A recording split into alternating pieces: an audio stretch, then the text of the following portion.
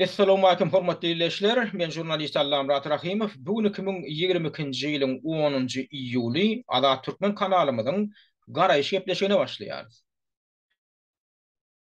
Biziň gepleşiklerimizi öňräklerden bäri tomoşa edip hem diňläp gelýän, ýyleşlerimiz bilýänler mundan 1 ýyldan gowrak bolal biz şu garaýşy atly bilen takbirlaýyn gepleşikler taýýarladyk. O gepleşiklerde de biz Türkmenin käbir beýik şahsiýetleriniň ömri we işi, döredijiligi barada gurrun berdik. Bundan başga da biz din, felsefe, ilim, sunwat, edebiýat bilen baglanşykly käbir temalarym gozgap geçdik. Şolaň töwereginde de gurrun etdik. Inni şu ara düşen böwşeňlikden soň biz ýene de inni şol garaýş gepleşigimizi täzeden dikeltmeli diýen bir karara geldik. Yine bugünkü gepleşigimizden biz yine şu ara düşen böwşeňlikden soňky indi täzeden biz şoňa başlayan gepleşigimizde de biz beýik mawtumly Pragyň döredijiligi bilen baglaşykly gurrun etmekçi. Näme üçin mawtumly? Sebäbi indi bir gepleşigi täzeden başlamaly bolsa kimdir bir ýeri barada da gurrun etmeli bolsa biz mawtumly Pragy ýaly ägirtlemizden başlamasak biz başga kimden başlary? Ýöne buňa ýene bir sebäp bar. Bilşiňiz ýalyn ha iýunyň ahirine 24-nji iýuny Türkmenistanyň sunwat we medeniýet işgärleriniň güni hem mawtumlygynyň şöhret güni diýip bellenip geçildi 24-nji iýun. Olam bilşiňiz ýaly soňky ýyllar bellenip başlandy. Mundan ozal mawtumlygyň şöhret güni diýilýän gün may aýynyň 18-ine bellenilýärdi. Olam ol däwem garaşdyrlygyň baş günlerine, başga ýyllaryndan başlandy. Hatta tek taýýa darga maka soňky ýyllaryndan başlandy. Şol ideýa ýani öňe sürildi. Soň ýöne 2000 bagşlan 1992-nji ýylda, ýani biziň garaşdyrlygymyz 91-nji ýylda alamyzdan soň konstitusiýa kabul edildi. Biziň täze Türkmenistan, garaşdyr Türkmenistanyň baýdagy döredildi, o kabul edildi. Ana şoňa gawatlarym olam 18-nji maýda bolan soň 1992-nji ýylyň 18-nji maýynda Garaşdy Türkmenistanyň ilkinji konstitusiýasy kabul edilen üçin şoňa gawatlap döredijiligi işgärleri şol wagtky prezident Saparmurat Niýazow bir ideýany hödürlediler. Gelin şuny Saparmurat Ataýew gelin şuny 18-nji maýy diňe Türkmenistanyň konstitusiýasynyň döredilen günlerle hem şony hem biziň emine baýdamyzyň hem döredilen güni bolýar. Mundan daşaram mawtumly Pragy geçmişte Türkmen döwletiniň bir öz başdak bir Türkmen döwletiniň bolmagyny arzu edip geçen beýik akyllar, beýik şahyrymyz şoňa mene şöhret günlerinem şoňa gawatlaryň diýilen ideýany öňe süreninde şol kabul edipdi. Soňra soň ýene aradan bir näçe ýyl geçen soň Saparmurat Niýazow şu 18-nji maýda bellenilýän baýdak baýramyny öz dowlan gününe geçirdi. Ýani 19-njy fevrala geçirdi. Olam näme üçin geçirdi?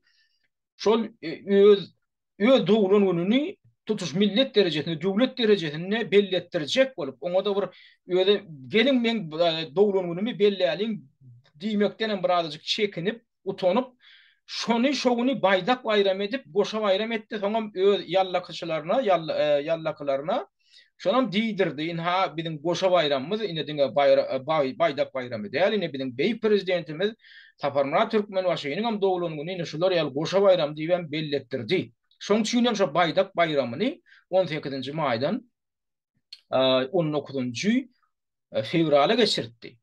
Ondan soňra ine ýaňy ýakyndy soňky ýyllarda ýalňyşmyýan bolsam 2017-nji ýyldan başlap ine bir häzirki kelesaň Gurbanly Berdimuhammedow öz dowlan gününiň bosawasyny şol günler geçirmeli etdi. Olam näme üçin etdi? Şol ana ýanky bayramçylygyň soňy öz dowlan güni bilen utlaşyk derýal etdi. 24-nji iýunda Türkmenistanyň medeniýet we sunwat işgärleriniň güni hem mawtumlygyň şöhret günleri güni diýip belletdirýär. Soňam ýygyram şo bayramam ýanky öz dowlan güni bolan 29-njy iýundaky dowlan günü bilen utlaşyryp goýýar da şeýdip bir munam bir ýylyna bir goşa bayram ýar edýär. Ýene bir gynandyrýan zady mundan odal mawtumlygyň şöhret güni diýilýän gün ol bir döwlet bayramçylygy, bir döwlet bir ähmiýetli bir gün hükmünde bellenýän bolsa, ne şu gün bugün şu magtumulyň döwlet ýa-ni döredüjilik güni, şygyryýet güni döwlet derejesinde ýa-ni döwlet bayramçylyk hökmünde däl ýöne bir ýatlanyp geçilýän zat hökmünde bellenýär. Olam gyýnandyrýan ýerem ýene-de siziň mene soňky şol iň soňky geçirilen magtumulyň şygyryýet gününe de özüňiz görürsiniz. Türkmen telewizionynyň watan habarlaryna zadyna tomoşa eden bolsaňyz, şo taýda magtumul hakynda asla gurrun edilmedi. Magtumulyň goşgulary hem kendir okulmady, şo taýdan gelýän, içinden gelýän maglumatlara görä esasan şol Gurbanly Berdimuhammedowyň döredijiliğine bagşlanypdyr. Şonu alkışlamakla, şonu wasp etmekle bagşlanýar. Ine şular ýaly bir öz borçly bir näme diýsek bor, bir depelemek da Türkmeniň ruhuny depelemek ýaly bir zat öwürlýär. Şol ýylla bir gedek şol magtumulyň ýatlanýan günü wa ýöne şonam rawa görmän magtumulyň ruhuny, magtumul atamydyň ruhuny şonu rawa görmän şonam ýöl bayramçylygyna öwürýär. Öňkü kelesen ony bir şeýdik gitdi, indi bu soň komşular ýaly hokka çykaryp otýar. Şoň üçin magtumuly pragyň döredijligini biz gaýta seretmeklige, şonu gowulgamaklygy, şo arada gurrun etmeklige, şonu öwrenmekligi zerurlyk we adamlar. Yine bir gyýnandyrýan ýeri aýdarsaňyz näme üçin magtumulyny öwrenmekligi olar ýaly nähil zerurlyk we magtumulyň özi kim aslynda näme üçin biziň oşalar ýaly ähmiýet bermeli, üns bermeli dilen soraga ýüze çykmagy mümkin. Esasan hem ýaş nesilde. Ulu nesilde bular ýaly soraga ýüze çykmaýar. Öz döwrümizde bize bu zatlar gaty çuňgury öwredildi, giň işleýini öwredildi. Bizden şol bagta münasip bolduk. Hakykatdan hem biz şo bagta münasip bolduk. Şolar ýaly eňirtlenmediň döredijiliğine öwrenmeklige biz gaty köp wagtymy sarp etdik. Okuw programmalaryna tuşma gaty ähmiýet berilýärdi. Durmuşda da ähmiýet berilýärdi. Türkmenistanyň we şol ýurdaky telewizionyasynda, medeniýetinde da öwrenli ähmiýet berilýärdi. Şahsiýet kultu diýilýän zat ýokdy asla, şo düşünje de ýokdy. Sapar Murat Niýazow ýaly bir kelesaň bir şahsiýetine şolar ýaly ähmiýet bermeklik, şo garaşdyrlykda öňkü döwürde asla ýokdy. Bir elbetde Lenini bir basm etmeklik diýilen ýaly zatda oňda bir kysan goş hokollar zat edilýärde, oň duşundan geçirilerde, ondan sen diýjeklädiň diýber, ondan öwrenjeklädiň öwrediber, öwrenjeklädiň öwreniber. Ýen şo gyýnandyrýan zady şo ne soňky ýaş nesilden biz bilen gurleşilenini bir käwat bir aýlap dolap bir sorak görýän da şolaryň düşünjesi nähil kady. Şu magtumul barada umuman bizim tarihimiz barada. Tarihi şahsiýetlerimiz barada. Gynan hatda hiç zat bilen ok diýsek ýalňyşmaz. Hiç zat bilen ok diýsek ýalňyşmaz. Şoň üçin şolaryň käbirleri şu wagt düşünýän däldir, näme üçin magtumul Prag diýilýär, näme üçin oşalar ýaly ähmiýet bermeli, näme üçin ony näme edipmişin diýilen zat. Sonra ýüze çykýan bolmagy mümkin. Ine men şu soragy häzir şu dinlejilere de beresim gelýär da. Esatanam ýaş nesillere, tebe men ýa-ýakynyň bir geň aldyranda bir ýaş tanışlamdan beri telefon gurulmuşlygyny aýdýar. Bähdiýä magtum bolam diýä bir gaty akyllar adam bolup geçipdir diýär. Men näme üçin bu wagt beýle netije geldim diýsem, ýa-ýakynýa şu YouTube'da diýä bir ýazgylaryň, türkmen ýazgylarynyň biriniň bir söhbetini dinledim diýär. Şo taýda bir ýaş oglanlar bilen oturup söhbetleşdik edipdir. Şonda diýär şol diýär bir hili şoň goşgularyny aýdyp geçdi, bir gaty şuňgur goşgularynyň käbirlerini okap geçdi bolýan nämen geň alym. Bäh, olar ýaldan adam ýalypdyr, magtum bilen adam diýip de geň alym diýär. Şoň üçin diýär şo gaty akyllar adam bolupdyr diýip de netije çykardym diýär. Şu an daşary ýurda gelip, şol ýaş oglan, şu taýda daşary ýurtlarda okap beren oglanyň biri şol aýdýar da. Men şonu gaty geň gördüm. Şu gün şu daşary ýurda çykyp şu YouTube'a girmäňde şonsuz sen magtumulyň kim bolýanlygy barada bir iň bolmanda bir takminan düşünjäň ýokdym. Şoň näme üçin şolar ýaly mahawatlandyrlandygyna şu çakaçyny. Näme üçin şu çakaçyny şoň magtum diýip şolar ýaly ähmiýet berilendligine no sen asla düşünmäýäň. Manda bular o bir däl adamlar. Bular millionlar ço. Şu gyýnanlar. Şoň bilen baglanyşyp men şu wagt şuňa tomoşa edip oturan, men şu gepleşigime tomoşa edip oturan adamlara bir sora beresim. Bele edil şu pursat. Ýöne internetde seretmän, internetde girmän, şu gepleşikden hiç ýerik sowulman. Edil şu pursat magtumulyň bir bent goşgutyny, bir tutuş bir goşgutyny diýem mo. Bir bent goşgutyny şu wagt kelläňizde aýlajak bolun ýöne Türkmenin diyen goşgosu däl. Ceyhun bilen Bakara kadar arasy çölüstinden öter ýeli Türkmenin diyen goşgosu däl. Şondan başga tebe ol gaty köp gaýtalanýan goşgoy. Şondan başga islenip bir şu aýdy masalyny aýdylýan goşgosu bolsun ýa bir ýerde ukan bolsaňyz edil şu porsat şoň magtumulyň bir bendini ýekeje bendini bir kupletini ýa-da kelleňe daýlap ýatlyjak bolum size bir adyş men wagt berýän şoň üçin. Siz özüňizem geň alarsyňyz ýa. Magtumulyň bir bendine mädir. Şo türkmeniň diýen goşgutyndan başga goşgular näçe ýüzlerçe goşguty bar. Şo bir bendinem köpüýüňiz ýa-da kelleňizde hakykydaňyza getirip bilýän dälsiňiz. Şu nämen görkezýär? Şu nämen görkezýär? Magtumul unudully. Men şoň üçin şu gepleşen adam şo unudulan magtumuly we onuň mirasy. Magtumulyň özü unudully. Şonu unutturmak üçin hem ýörüýte syýasat alınıp baryldy. Soň 30 ýyldan gowrak wagtlar ýörüýte maksatlaryny hem syýasat alınıp baryldy. Şoň özüm biziň öz ruhumyzda da urulýan ullukan urguy. Inni ýene bir gedek men ýatgyjak bolýar. Näme üçin onu magtumulyň bir şeýle ýatlamaly, o näme edipdir? Ine şundan beýlek men bir geljekki şu göz ýetim bagyşlan şu garaýyş gepleşigimiň bir geljekki adamdan bir 3 bölümini men şu magtumuly Praga bagyşladym gelýär.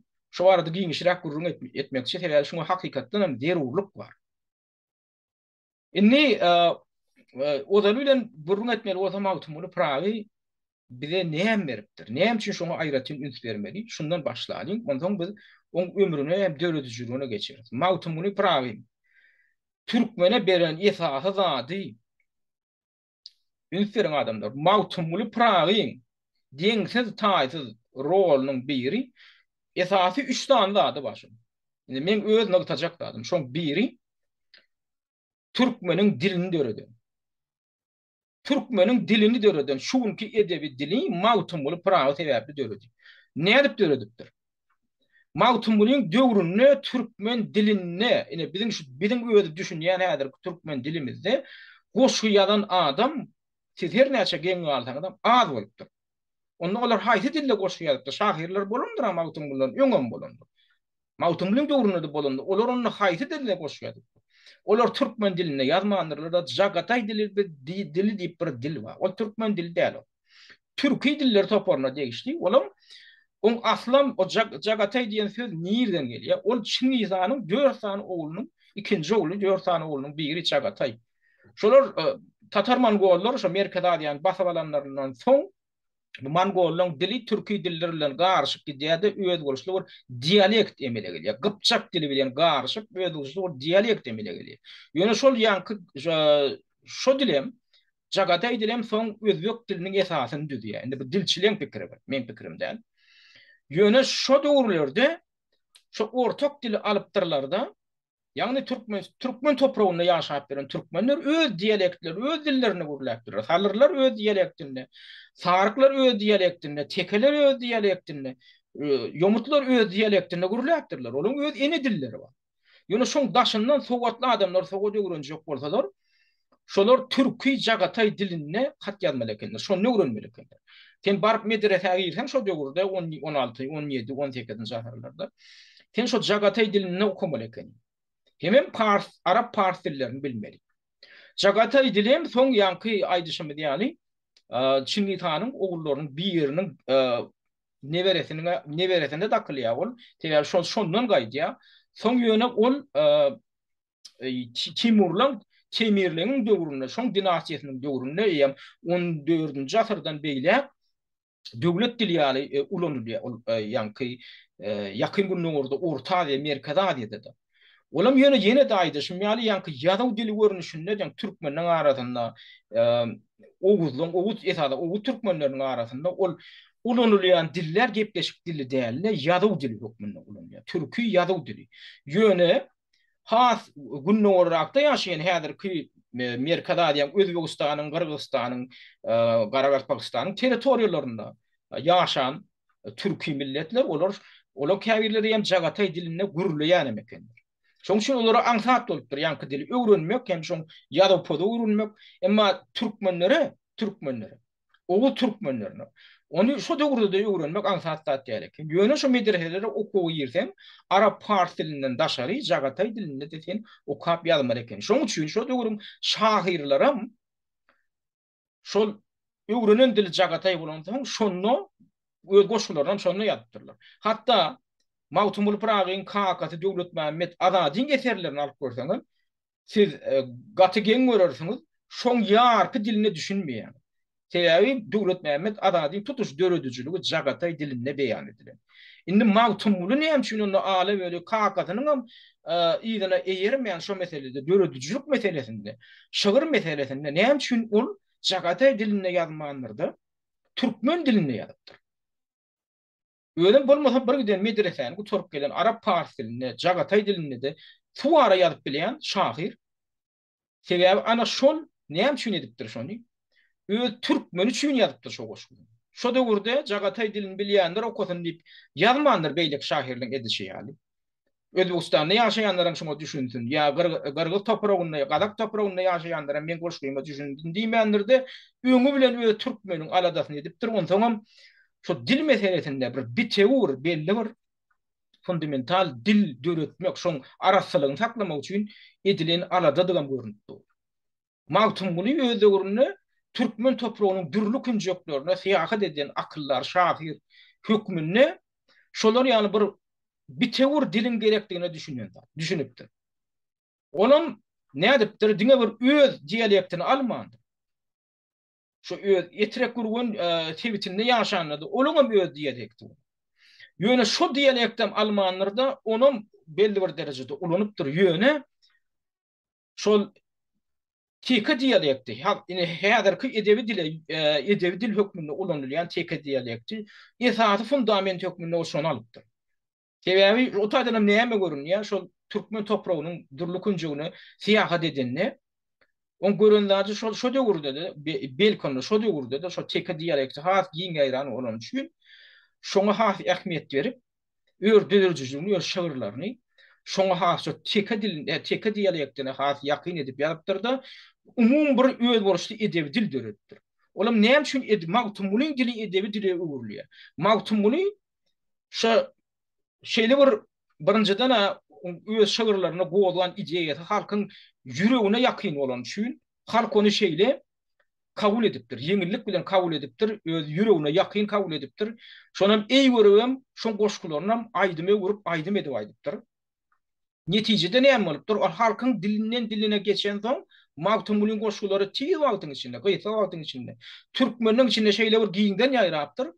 Şo goşguny eýýän, şoň üderejigini öwrenen adam, şoň goşgularyny ýat dekleýän adam, şoň goşgularyny aýdym edip aýdan ýa şoň goşgularyny aýdym hökmünde diňleýän adamlar eýýän, şoň dilini, Mawtumlyň dilini öz günlük durmuşlaryna ulanyp başlapdyrlar. Şonu etalon hökmünde şu türkmeniň dilini kabul edip başlapdyrlar. Soň näme bolýar? Mawtumlydan soňky döwürde ýaşan şahyrlar, öňe klassik şahyrlar. 18-nji 19-njy 20-nji asyryň şahyrlary soň şu Mawtumlyň diline goşuýar başlaýarlar. Jagatay dilinde däl öýde medreseni gutaran bolsalar, şolar Mawtumlyň görelmesine eýerip türkmen diline goşuýar. Şeýdi diýen türkmen diliniň özü ösýär. Türkmen dili has araçsalanyp başlanýarda, has aýdyň türkmen owuz dili, o türkmenläriniň dili has aýdyňlaşýar, araçsalaşýar. Ina şu diýdir. Bolmasa orta asyrlarda Mawtumlyň öňkü döwürde şu dilden özüni özü garym gatym bolup haýsynyň haýsydygyny seljermek gaty aňdat bolmandyr. Şoňa da düşünüň.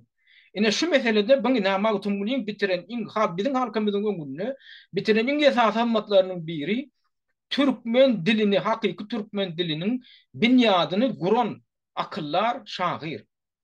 İkincisi Mawtumly türkmen poeziýasyny öz boluşly bir poeziýasynyň ýoluny döredip.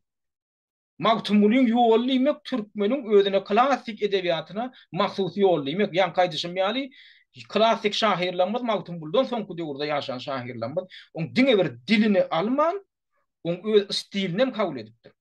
O şu ýaz stilinem kabul edipdir. Netijede öz boluşly bir türkmeniň şygyr ýoly, şygyryýet ýoly emeleg edýär. Onam gurup giden Mawtumly. Şoň üçin ine şeýle bir ýanky bir rowayat hem aýdýarlar. Ol hakykat bolmagy mümkin. Şu magtymly dünýeden ötenden soň diýe sagaragyt etraplar tebitinde kemine ýaşan döwründe kemine soňrak ýaşaýar magtymly ente aradan çıkan döwürlerinde kemine ýaňy bir dünýäýinden bolýar da 1770-nji 70-nji ýylda belkolar görenem diýerler kemine mawtym bulyny.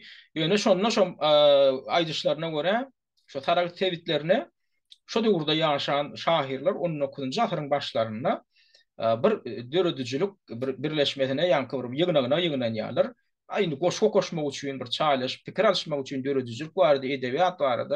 Şo döwürüň şahirleri şondan soň bir ýaş şahirlaryň biri inni Molla Kemine de Mehmet Yolu Kemine dinni bir gartaşan bolmaly o döwürde. Şondan soňra halifa Kemina bugünler näde diýen ýazýan bir täze goşulan bamy nähili şygyryet äleminde şygyryet meýdanynda üstünlüklen nähili bolin ay şygyryet bormy bizde de diýe biz diýe mawtymly atamyz diýe şygyryet meýdanynyň oragyny urup gitdi bizdiň hoşajyklaryny çökdiýär diýe. Şolam türkmeniň içine oro içinde riwayet hökmünde galypdyr. Ol hakykatdan bolan zat bolmagy mümkin. Şonu Kemine şeý diýip diýe mawtymly atamyz tutuş şygyryet meýdanynyň diýe oragyny urup gitdi diýe. Indi diýe şu urak urulandan soň bir galynja hoşajyklaryny biz çöpläp günürjek bolýar diýe. Biz diýe şygyryet meýdanyny naplanda etdik diýer ýaly biziň bir ýagdaýymyz ýok diýe Molla Kemine. Kemine şahiri şeý diýer da. Şoňa şoň öýde simbolika bir zat. Ol hakykatdan diýilen bolmagy mümkin. Sebäbi ana ýanky işimi diýäli şygyryetiň türkmen poeziýasynyň şygyryet ýolunam öýde boluşly bir ýoluny döredene mawtymly bolup gitdi. Üçüncü bir boyku denmadi, mawtymlyň akıl mirasy, pehm mirasy. Mawtymly diýen zat, ol bir haýtadyr bir din barada, ýa namaz oka, ýa orada tutdyp ýadan goşgudy däl. Mawtymlyň döredijligini Ýewropaň alimlarynyň, edebiýatçylarynyň, günnägori öwrenjileriniň özüň çeken zat.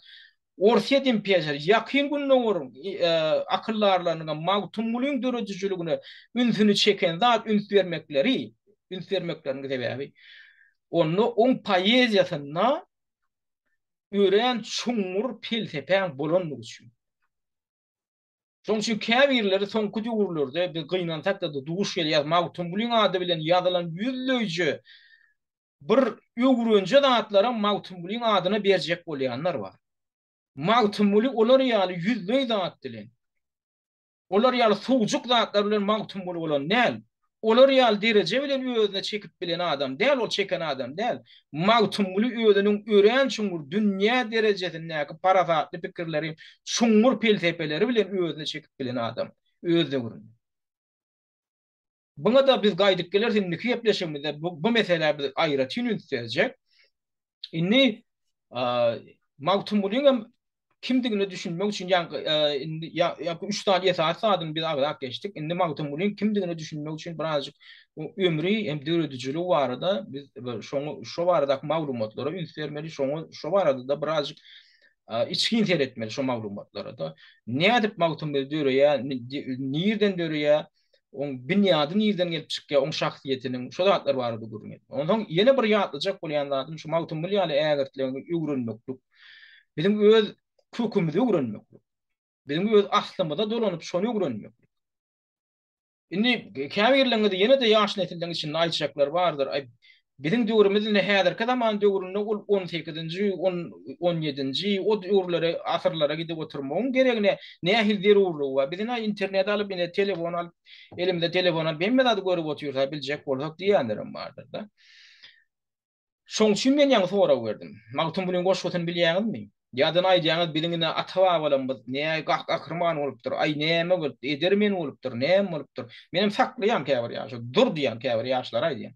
Bolýa, benim atawamyň şeýle bolupdyr, eýle bolupdyr diýen. Bolýa, şu atawa bolanmyzyň taryhyndan bir bölejik gurrun ber diýen. Yani bilýän zadyň taryhdan okan zadyň gurrun ber. Hiç zat bilen o. Eni de çenni şu atawa bolanmyzyň taryhyndan bir bölegi, şundan ine şu döwürden, şu asaryň şu ýylyndan şu asaryň şu ýylyny çenni şular ýaly waka bolupdyr diýip ýyly giderli gurrun gelip bir bölejik bir taryh gurrun gelip biljek ýaşlaryň ne wekilini duş gelenmok adamlar. Yani de Muhammed peygamber şunu ýaly bolupdyr. Şular ýaly para adam bolupdyr, peygamber bolupdyr. Ene biziň islam dinimiz nämämiz dur diýen bolýar. Muhammed peygamberiň ömründen bir öýle gurrun. Bilen o. İslam dininin dini barada näme gurrun? Kur'an'dan bir terjümeleri var. Bolýar Arap şokap bilýän näçe ýöne Kur'anyň asyl nusgatyndan kämil derejede edilen terjümeler var. Dürli dillerde.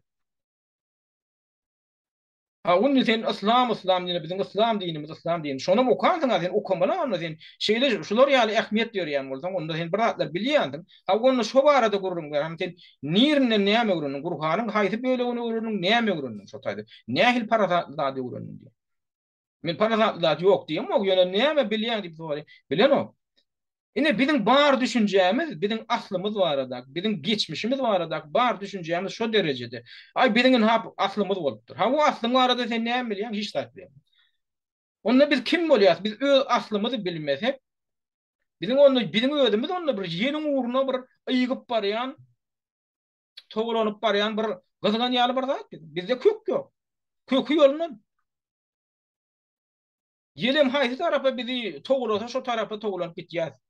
Onda biz näil millet bolýar? Bizim aslymyz bolmasa, biz onda millet hem bolup bilemdi, milletiň öz asly bolmady. Asly kökü bolmaly. Şoň üçin türkmende bir söz bardyr. Asylzada diýip, ya asylly diýip, ya da asylsyz diýip negativ görünüşinde de bar. Asylsyz diýmek näme diýmek? Köksiz diýmek, ende kök ýok diýmek. Asylly näme diýmek? Ya asylzada diýmek näme? Asylzada diýmek asly bolanyň nesli. Sen aňaryňda aslyň wa diýmek. Asıllı diýmegem sen köküň wa diýmek. Ýöne şo kökler bizde niýe dur, bizde niýe emele gelsin biz öz kökümizin nämedigini bilmesek, şonu öwrenmesek. Elbetde o bizim kökümizde de negativ zatlarym bolan bizim geçmişimizde. O negativ bir gara goýun, ýöne geçmişimizde öwrenir ýaly, alar ýaly. Özümizin türkmenligimizde buýsanar ýaly gaty köp zatlar, şähersiz zatlar. Şonu öwrenmek üçin mümkinçilik hem bar. Ýöne şoňa isleg ýok. Şo isleg öldürüldi soňky döwürde. Maglumat ýok diýiljek däl. İnternet dünýäsinde şu gün ýok maglumat ýok. Hemme de tap bolýar, maglumat bu hakynda da tap bolýar. Biziň ata-babadan bu hakynda da tap bolýar. Ähli pähir paýhazlarym tapyp bolýar. Ýöne trend diýip bir zat töretdiler. Türkmeniň öz içinde de bir trendi bar. Olam häzirki ideologiýaň netijesinde döredil. O trend näme? Bir döwüm çöregiň ýygyny algamak trendi. Şoňa öýle bir trend ýöwürli. Onaňam ýaşlaryň içinde ýene näme trend bar? Şolary näme bolýan internetimiz bar, telefonumyz bar. Ellerine şu telefonlar bilen şey diýip ýörler da. Şolar öz asyllaryny öwrenýär, türkmeniň geçmişini öwrenýär, şoň para sanatyny, pähmini öwrenmek üçin şonu ulanýarlar. Ýok. Nirde näme gyýbat bar? Kime näme diýipdir? Kim kimin gyýbaty ne diýipdir? Kim näme owurlapdyr? Kim nirden iş tapypdyr? Kim nirden ardanrak bir haryý alypdyr? Şol kim näme bir gyryp çyrp edip köpräk pul gazanypdyr. Hawa nirden gazanyp bolýar şolar ýagda. Ana bar maglumat ine biziň bar akylymyzda, biziň aňymyzda diňe şol. Şoňa ine şolar ýaly bir trend döredil. Buňa da näme görkezýär? Buňa da önne biziň özümiz millet hökümizde, biziň onunla bir kökümizden üzülen zat. Millet olmasa, milletin kökü olmasa milletin özü bolup bilen o. Milletin özü bolmasa da o milli döwlet diýilen zadyň özü o düşünjede ýitip gidýär. Onda bize milli döwlet diýilen zadyň özü, türkmen döwleti, milli döwlet diýilen zadyň öz manasy ýitýär şonda. Eger öz millet öz kökünü bilmese, ol millet bolup bilen o. Öz kökünü bilmeýän, öz asly ýok milletem, millet bolup bilen o. O milletiň döwleti bolup bilen o, milli döwlet diýilen adam onuň bolmagy mümkin däl. Şular ýaly baglanşygy bar. Şoň üçin şu zatlar öwrenmekligiň özü, biziň özümize maksat nähili biziň bir genial zatlarymyz bar. Biziň kökümizden alar ýaly nähili zatlar şuň kugün. Öde millet hökmü, türkmen hökmüne aýratyn taýlanmak üçin. Gaty köp zatlar. Şoň üçin biz geljekde gepleşiklerimizde ýan kaýdyşym ýaly bu tema ýene de gaýta dolanyp geler. Indi ýene gelin ýan kaýdyşym ýaly Türk magtumuldan Mawtumul arada gurrungu dowam ettirelim. Yan kaçışım yani mawtumula düşünmek için ilki bilen on ömrü var arada şon biyografiyası var arada bar olan maglumatlar hakkında birazcık durup geçmeli. Şoňa ser salmaly. Indi mawtumulin dowlan yeri. Mawtumulin dowlan yeri şo döwürde Hacı Oğuşan Obasy wagtlandyrlypdyr Garrygala. Şuňkine biziň Garrygala diýip tanayan Sebtimizde Etrek derýasynyň boyunna dowlya ödem öz asly barada Mawtumul öz goşgutynyň bir ýerinde äleme belgilidir diýen goşgutyny ödem nyktak geçýär. Şu nesiller üçin ýörüti goýup gidipdir. Şu geljekde bir toslama bolmasyn diýilen ýaly bir kimdir biri şol men hakynda maglumaty bir toslaýmasyn diýilen ýaly pikir bilen mi näme şol goşgutynyň içinde goýup gidýär-da. Yar gelir, wagtda gider, gaflata çıkmış gözlerim. Açayın nitem açılmaz, ne ağır uykuludur. Bilmeyen soranlara aydın bu garip adamın aslı gerkez, yurdu etrek adım altımuludur diye. Önün gerkez tiresinden aydiya, yurdunun etrek, yani etrek deriyatının karasında olanın, adının mağtumul olanın aydiya. Çintak diye. O tebit nir bolýar ol ýanky gurrun edilýän bu tebitimiz inha şoda gurda ýene bir zady bilinmeli. Türkmen topragy şu inha siziň görüşiňiz ýa şu mel renkdi topragyny Türkmen edip ýazylyr da. 19-njy asyryň kartasy şu. O da gurda Türkmenistan diýilen düşünje ýok, döwlet ýok o taýda. Hanlyklar bar. Olam näme hanlyklar? Türkmen topragynyň esasy bölegi Hywa hanlygyna degişli bolýar. Günnoğur bölüğüne bizim kädir Lewap vilayetimizin adarak bölüğü Bukhara emirligine, Bukhara hanlygına degişli bolýar. Bular madam şu basyp alyp berler. Onu gün ortadan ine görüşüňe ýa şu ýaşylar empli. Bu Pars imperiýasy. Bular madam biz şu aralykda bizim türkmenlerimiz şol elden ele geçirilýän bir toprak bolupdyr. Madam şu gün orta bölüğüni Pars imperiýasy alyp basyp alyp gelýär. Soň Demirgadykdan Hywa hanlygy hücum edýärde öz topragyny gorajak bolýar, aralykda da ýene de türkmenler ejir çekýär-da. Onuň haýsy hanlygy, haýsy imperiýa degişli bolsaňam şoňa da sen paş delemeli. Awal şo paşalygy. Inni şol bilmen näme üçin agdaýan sebäbi şuň kugun käbir adamlary geň galdyr ýa. Eger ol garrgalada, indi häzirki garrgala diýilen sebetde dünýä ýylan bolsa Hacı Oğuşan diýilen owodo. Ýöne näme üçin Mawtumulyň mazary İran'ın Gülistan ülkesinin Aktokoy diýen owasynda şu taýda döwlet nämet azady adyndaky Mazarstanlykda yerleşýär diýip sora berýärler. Döwlet nämet azady şu Mawtumulyň kakadan şu taýda jaýlanyr. O taýda da biziň türkmenlerimiz ýaşaýar, İran'yň türkmenlerimiz, şu Gülistan vilayetinde. Şeýle bir ýan kaýdyşym ýaly şol orta ahyrlarda madam şu basgabatlyk, batyp alyşyp bolan soň şol hemem ýarlyga çykmak diýen ýene bir zatda. Mawtumulyň dowlan şu Hacı Oğuşan diýilen owasy şuň kun derkez owasy. Olam Türkmenistanyň häzirki territoriýasyna degişli, Türkmenistan döwletiniň territoriýasyna degişli derkez owasy. Şu adam bar. Ýöne şo döwürde Mawtumulyň dowlan wagtynda ol Hacı Oğuşan owasy wagtyndyr ýani. Soň bular näme? Näde bu döwlet Mehmet Adadyň malary aňyrda ýa-ki Egrana degişli toprakda galýar, hem Mawtumulyň malary şo taýda galýar. Täze bular türkmen şo döwürde ýarlyga çykmak diýilen zat bar eken. Nirde bir ot bolrak bolsa, nirde öz malyny saklamak, bir eklenç etmek, aňsadrak bolsa şo ýerigem çykýan eken, şo ýerigem göçýän eken. Göçüp bolup ýörür. Bu taýda käbir owalarda oturumly ýaşandyran bolupdyr, şo taýda gün görüp kän, göçmejek bolup. Ýöne ondan ona göçüp soň ýene ýygyna gaýdyp gelýändirim bolupdyr. Bu meseleni şu ýagdaý şoň bilen ýanky düşündirýärler. Şol Mawtumuly Pragam on kakasam başga döwürde şu Hacı Oğuşan diýen ýerde ýaşasa da soň bular onu wagtlaýynçadyr ýa soň belli bir döwürde hemişelikdirmi şol häzirki Iranyň territoriýasyna degişli şu Gülistan vilayetynyň territoriýasyna gidipdirler, şo taýda aradan çykypdyrlar, şo taýda da jaýlanypdyrlar. Soň indi olan malary aňyrda galýar, nädip aňyrda galýar? Sebäbi şol Bolşevikler revolüsiyası döwründe Bolşevikler şu Sovet Soýuzynyň ozalky territoriýasyny eýleýänlerini, häkimiýeti ele alanlaryny olar şol padşa, Orset padşalygyna degişli territoriýalary ele alýar. O döwrüm o näýil bolýar? Şu Orset padşalygynyň agtyarlygy ýetdiýän territoriýalar, ina şu taýda Türkmenistanyň territoriýasyna gerek gelenini şu taýda çäklenýän ýani. Şoň üçin bular näme diýär? Bolşevikler eger şu teoreklerim şuna Türkmenler ýaşaýar diýip şu teoregim aljak boldy. Ola mine näme bolýar? Näýil bolýar? Ene şu Gulistan welaýet diýilen welaýet şu.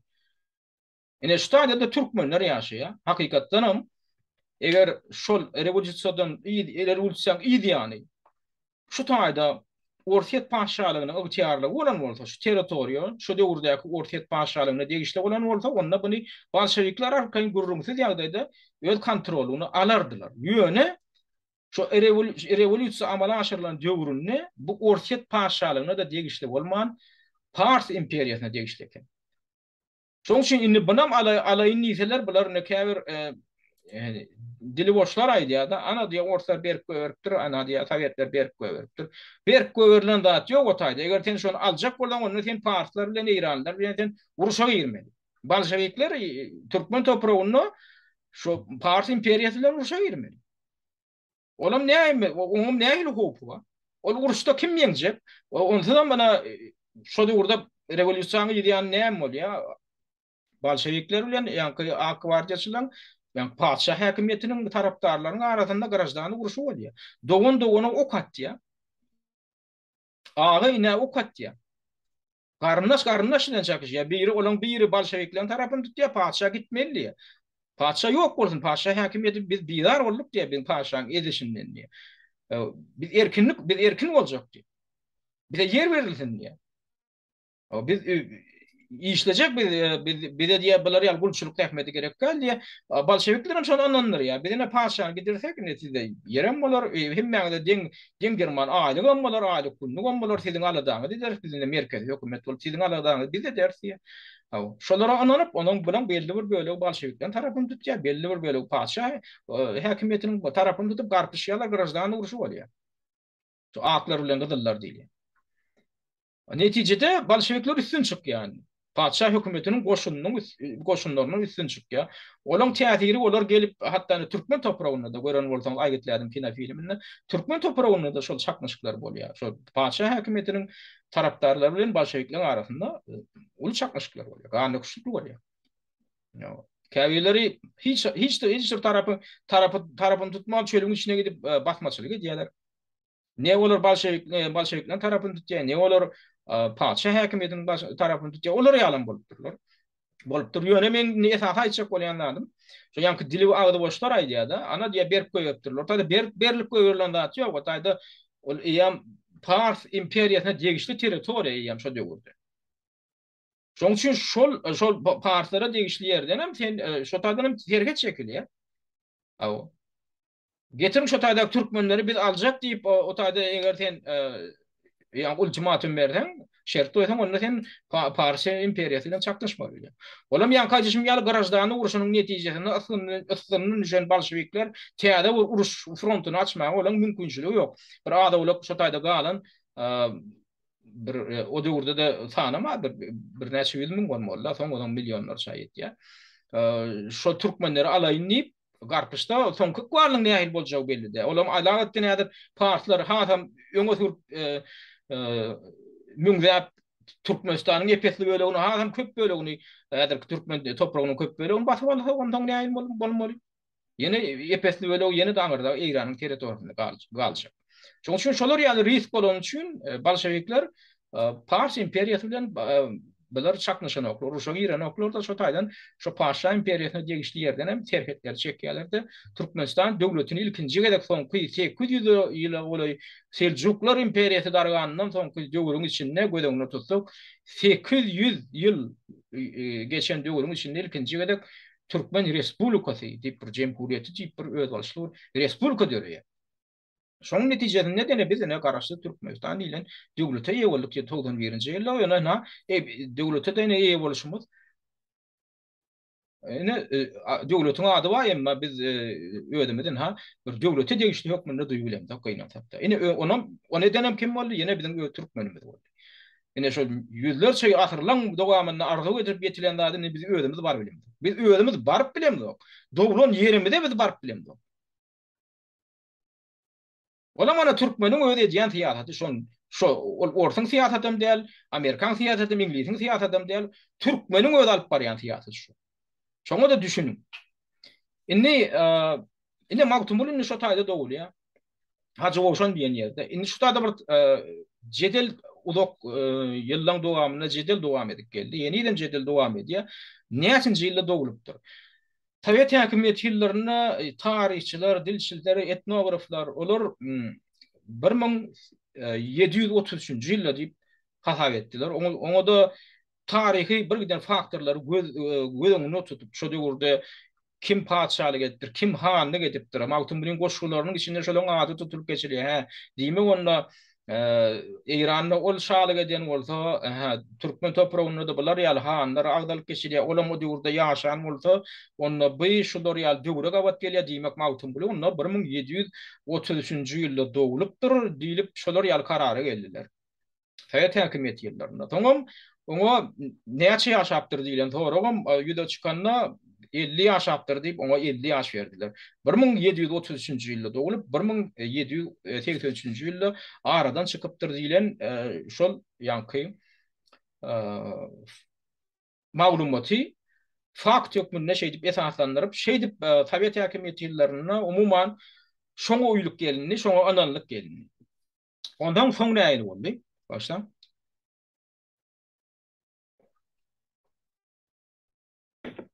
Son garaşçylyk ýyllaryndan soň Sovet häkimiýeti dargandan soň ýene täzeden zanlandy. Magtumul uluk ýaşapdyr diýip. Ýöne Magtumly 50-den uluk ýaşanlyk hakynda öz goşgusyna aýdýar. Ina şonu men kitaplaryň birinde neşir edilen umman belli goşgularyndan bir ýerini men aýday okap bereyim. Şoň içinde öz aýdýar, öz ýaşy bar edy. Özüň 60 ýaşa ýam gadam matanlygyny aýdýar da.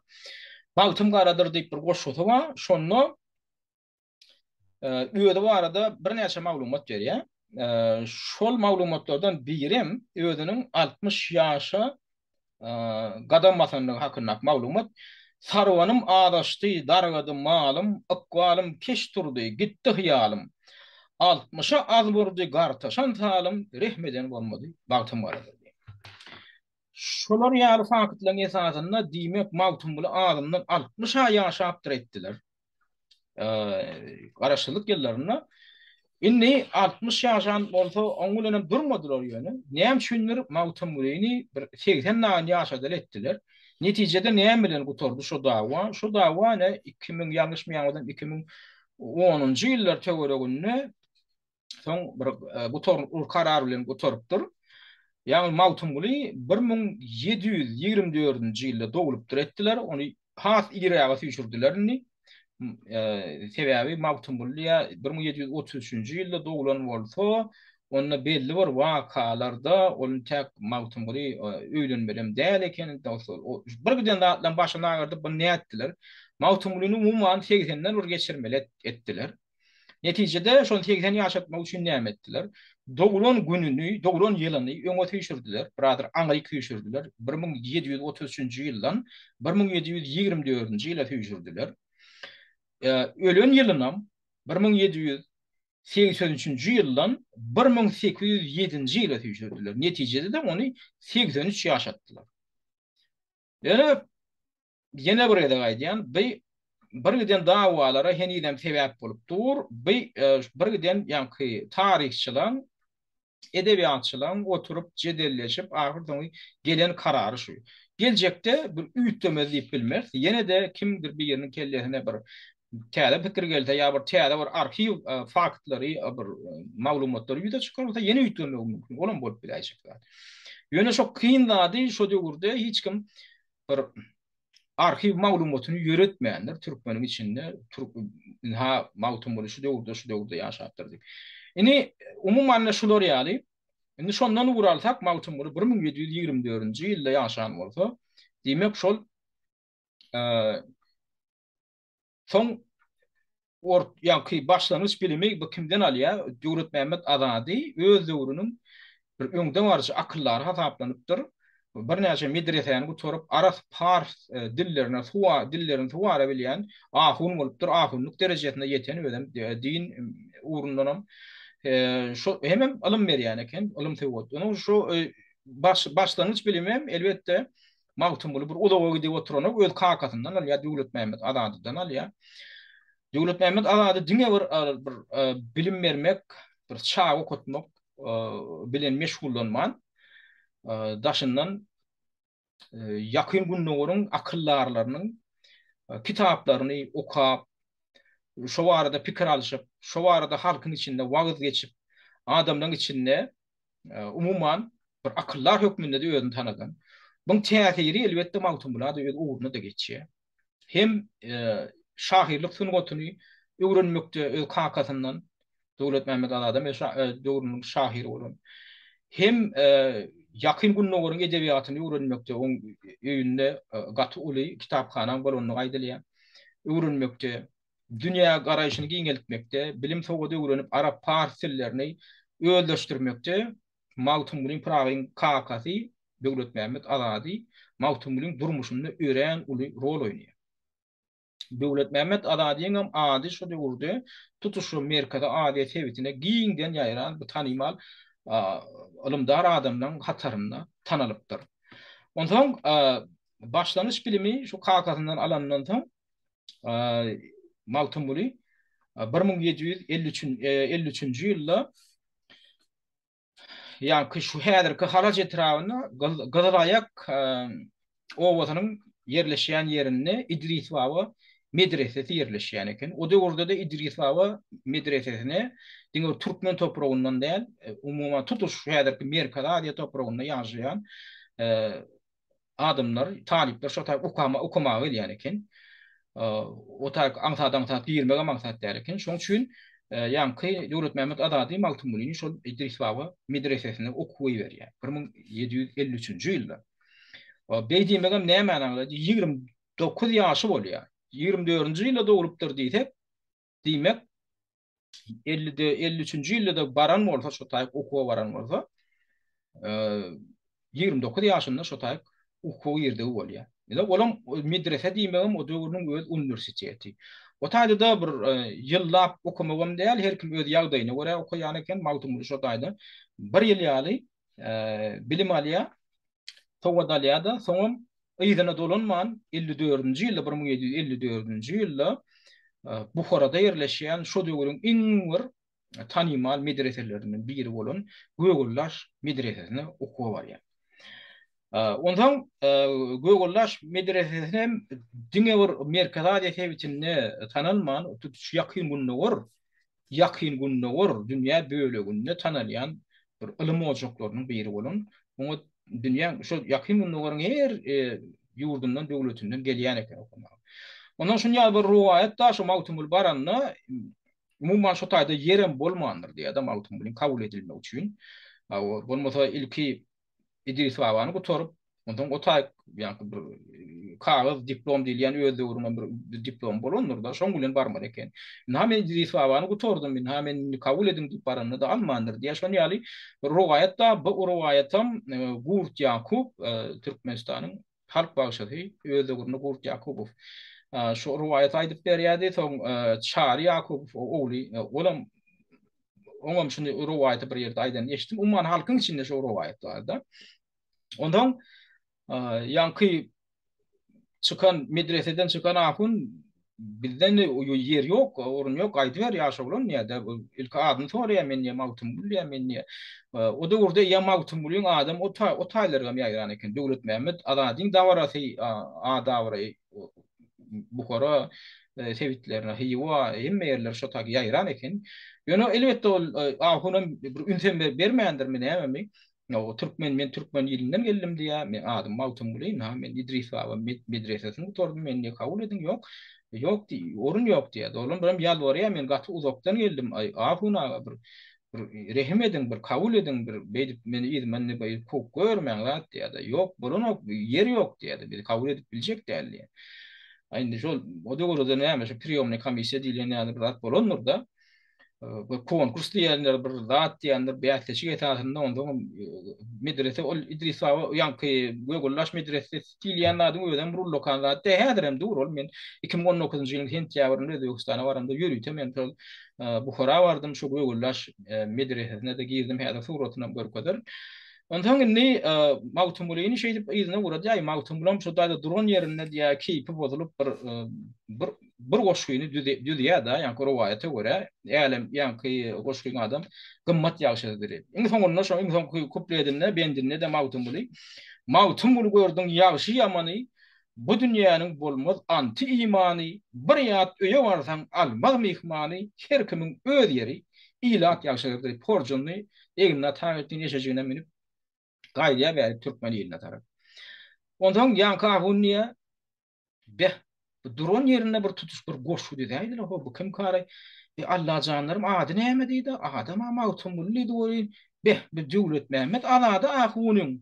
Döwlet Mehmet ahunyň ogly mawtumly däldir de şu şahir diýilýär. Ay o döwürde näme?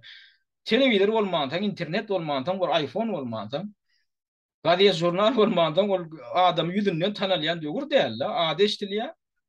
Bir gel tanadaýmata ýa öýdaýmata öýdüň kimdigini bir çintýär. Şunu ýaly ondan bir alap meçidin içinde ýanky medreseň içine girip iki tane talyp saklap algan köçeden tag tarapy bir ýeri bar ýandy eşekli şoň ýerinden ýetiňde alyp gaýdym.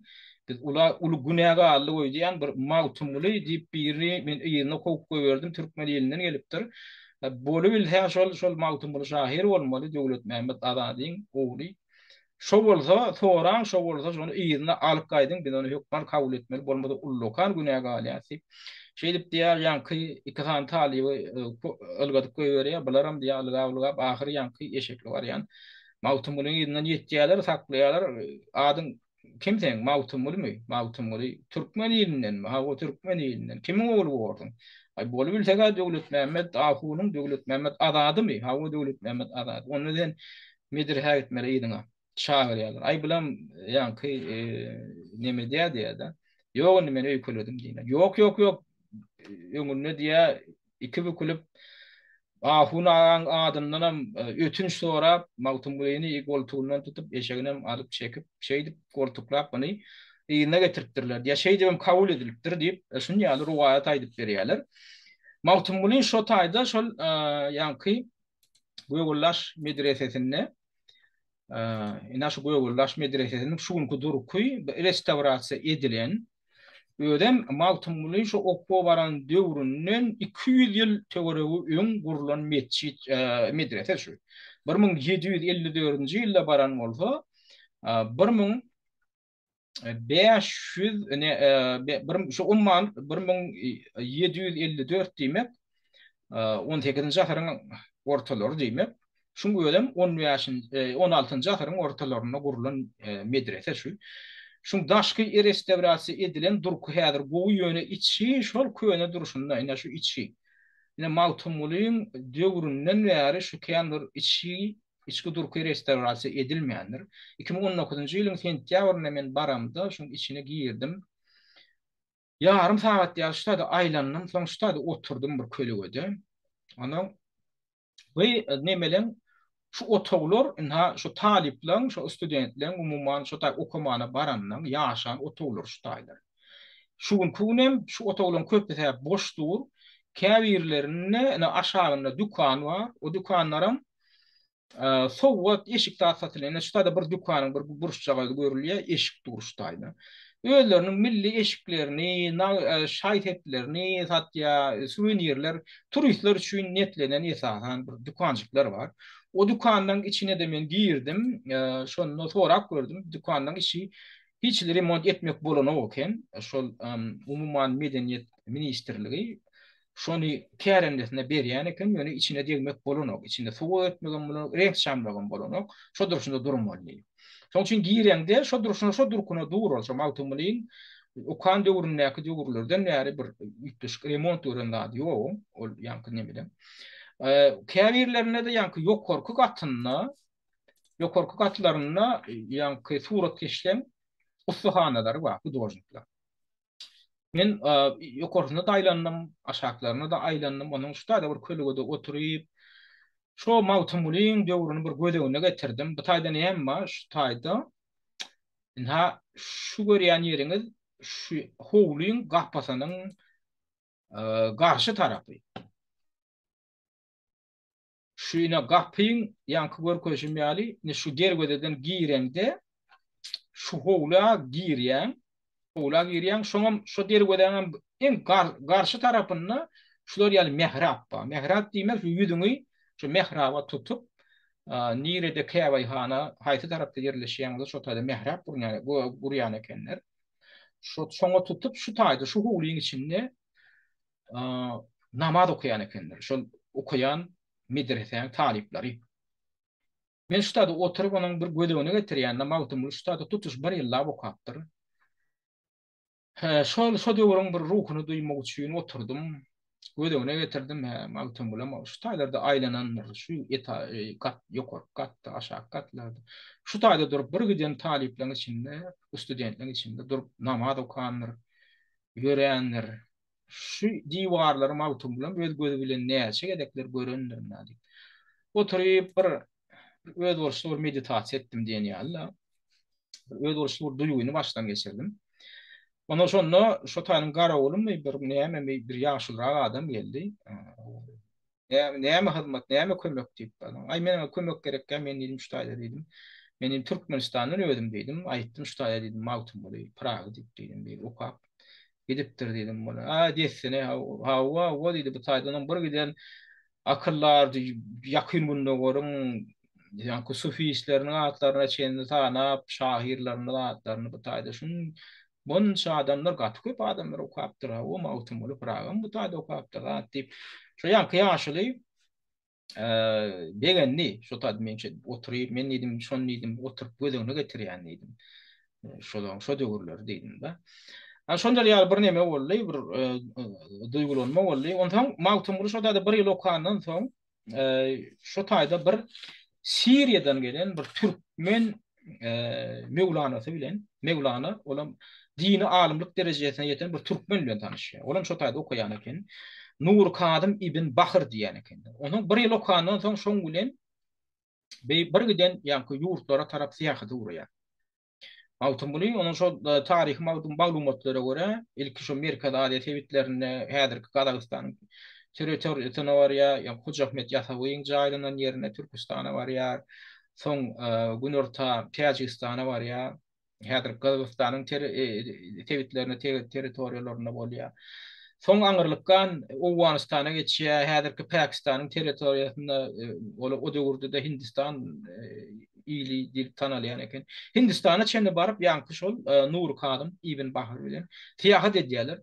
Näme üçin tiýahat edýärler? Bular şol ýakyn günnäweriň ýanky dini taglimatyny hem filosofik taglimatlaryny öwrenmek, şondan bir özleri üçin täsirlenmek, esasen mawtym özleri düşürük üçin. Ondan dünýä akyl ýetirjek bolup şoňa ymtylan bir akyllar hökmünde şo gadimiýetde nirede bir almy ojak, peltepe ojak bar bolsa, şo ojaklaryň ýanky biliminden, alymyndan peýdalanmak üçin şol ýerleri, şol ýanky döwletleri Aşya, şo taýlary aýlanyp Hindistana çenli baryp, soň ýene ýyllaryny dolanyp gelýär. 2 ýyl geçen soň ýanky aýtdyk 54-nji ýylda ýanky Göýgüllaş medresesine girýär, 55-nji ýylda ýanky ýazyda urarýarlar. 57-nji ýylda 1757-nji ýyldan soň şol paý piýada eşekli, ýeneli, atly hyýwa gaýdyp gelýärler. O döwürde de hyýwam şol Şiirgady medresesi olan bir tanymal ýakyn günlerde tanalýan medreseleň biri bolan. Şoňa okuwa barýar. Ýöne o taýda da o meçhidem näme üçin Şiirgady diýip atlanýar? Ya Şiirgady han hyýwany tarapyndan döredilen ýanky meçhid diýen medrese eken, okujaý eken. Hem şol hyýwa hanynyň ruhsady bolmazdan oňa hiç kim okuwa girip bilmeýän eken. Şu her bir şoňa kabul edilýän talibe, studente şol hyýwa hany ruhsat bermeli eken. Hem şoň çykdyjysyna ödüsini alýan eken şol maglumaty görä. Şoňam ruhsatyny alyp mawtym boly şoň ruhsatyny alyp şo ýanky Şiirgady medresesine okuw girýär. 57-nji ýylda. Şo taýda 3 ýyl daha okuýar. 3 ýyl daha okuýar, ondan 1760-njy ýylda Magtumulyň kakatynyň Döwlet Mähmet Azadiň aradan çykanlygy hakynda ajy habar gelýär. Şol sebäple Magtumuly 1760-njy ýylda ýygyna Hacı Oşana garrygala ýoly düşýär, şo gaýdyp gelýär. Elbetde jaýlanyşynda gatnaşyp bilenler jaýlaş merasimine. Şonda da şo bir goşgy ýazýar. Atamyň diýen bir goşgy bar.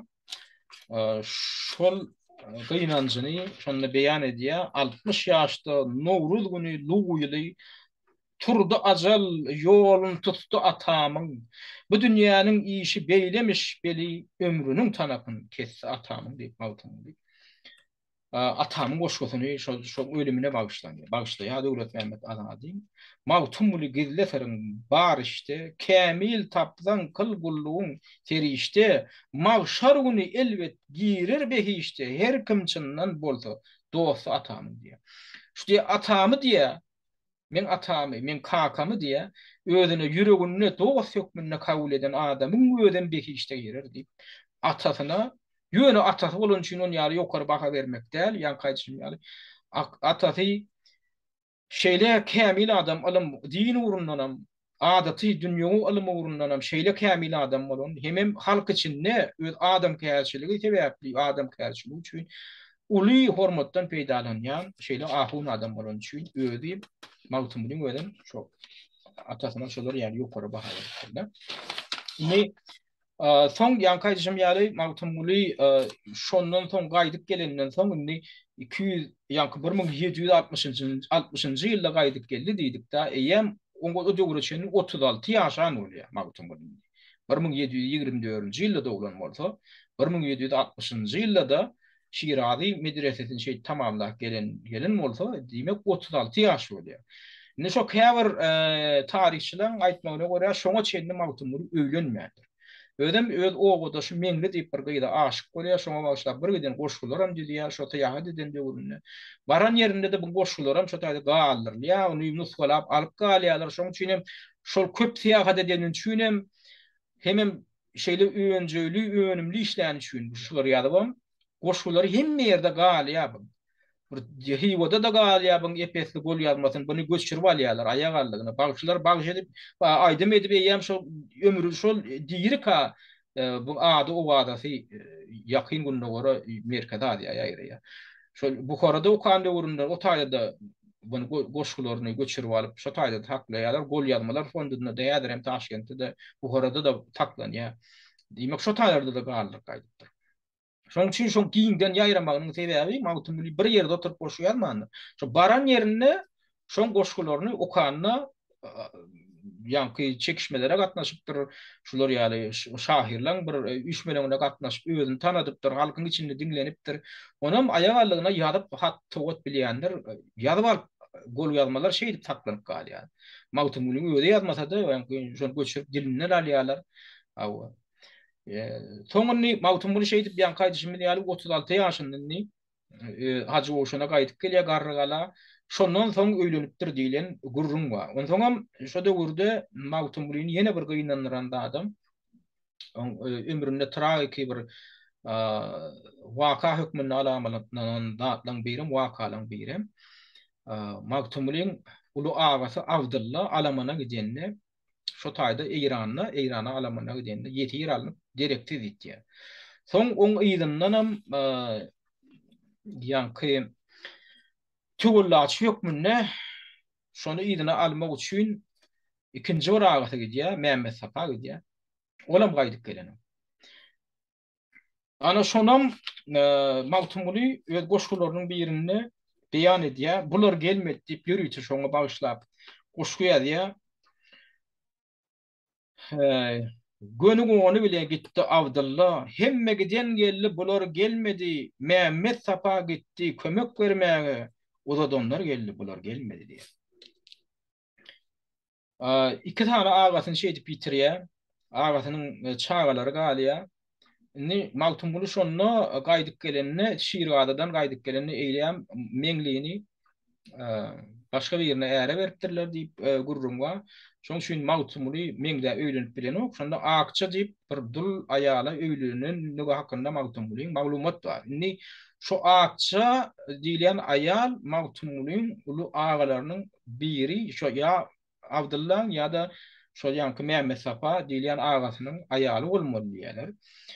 Bu barada anyk arkiv materialy ýok. Ýöne mawtumulyň adyna berilýän, il içinde aýdylýan dünýe diýip bir aýdym bar. Ýöne ol dünýe diýilen aýdym mawtumulyň adyna berilýän bolsa, goşgular kitanyň hiç şeýrine şu aýşyny giýirilden ok. Şoň iň soňky bendine mawtumulyň, şu mawtumuly şoň düzeni bolsa, şo taýda mawtumuly aýdy, ýani şoň awtar bolsa, Kerbalada uruş tebidini kaktılar. Garibi ağladı, bağa baktılar. Mawtum gulu seni yenge taktılar. Beydip görmen, yer teyini dık dönüyor deyip, şo taýda insonku bendinne mawtum gulu aýdýa. Eger şol mawtum gulu deňişli bolsa, onu mawtum gulu seni yenge taktılar diýilýän, onda çyn bolup çykýar. Ýöne şol agasynyň aýaly bolmanyny şol bir dul bir aýala öýlenipdir diýilýär. Ärenden ýanky ýok bolum aradan çykan. Şondan bir kitan çagasy bolýar mawtum gulu. Koru bolýar. Oğlunyň ulusyna Ibrahim diýen ekenler keçesinde sari başga beýle başga bir ady molla bäbä keçenler. Ýöne olaram uzak ýaşanyk şoda gurda merge keteli gara hassalyk keteli giň aýran bolan üçin şol alyp ýatýar ikisini bir ýylyň içinde. Şonda häzir maglumatlara görä şu ulu oğlunyň ulu 12 ýaşynda eken, kişi oğlu 7 ýaşynda diýär, käbirler aýdýar. Ulu oğlu kiçirek bolupdyr 8-9 ýaşynda eken, kiçidi 6-7 ýaşynda eken diýip şol ýar aýdýar. Ýöne şol iki oğluny ýitirenligi hakynda da öýüniň şu baltym garadyr diýen goşgutunda mawtum bilen aýratyn durup geçýär. Şonu aýdýar. Görogly dek gaýratymdan aýryldym.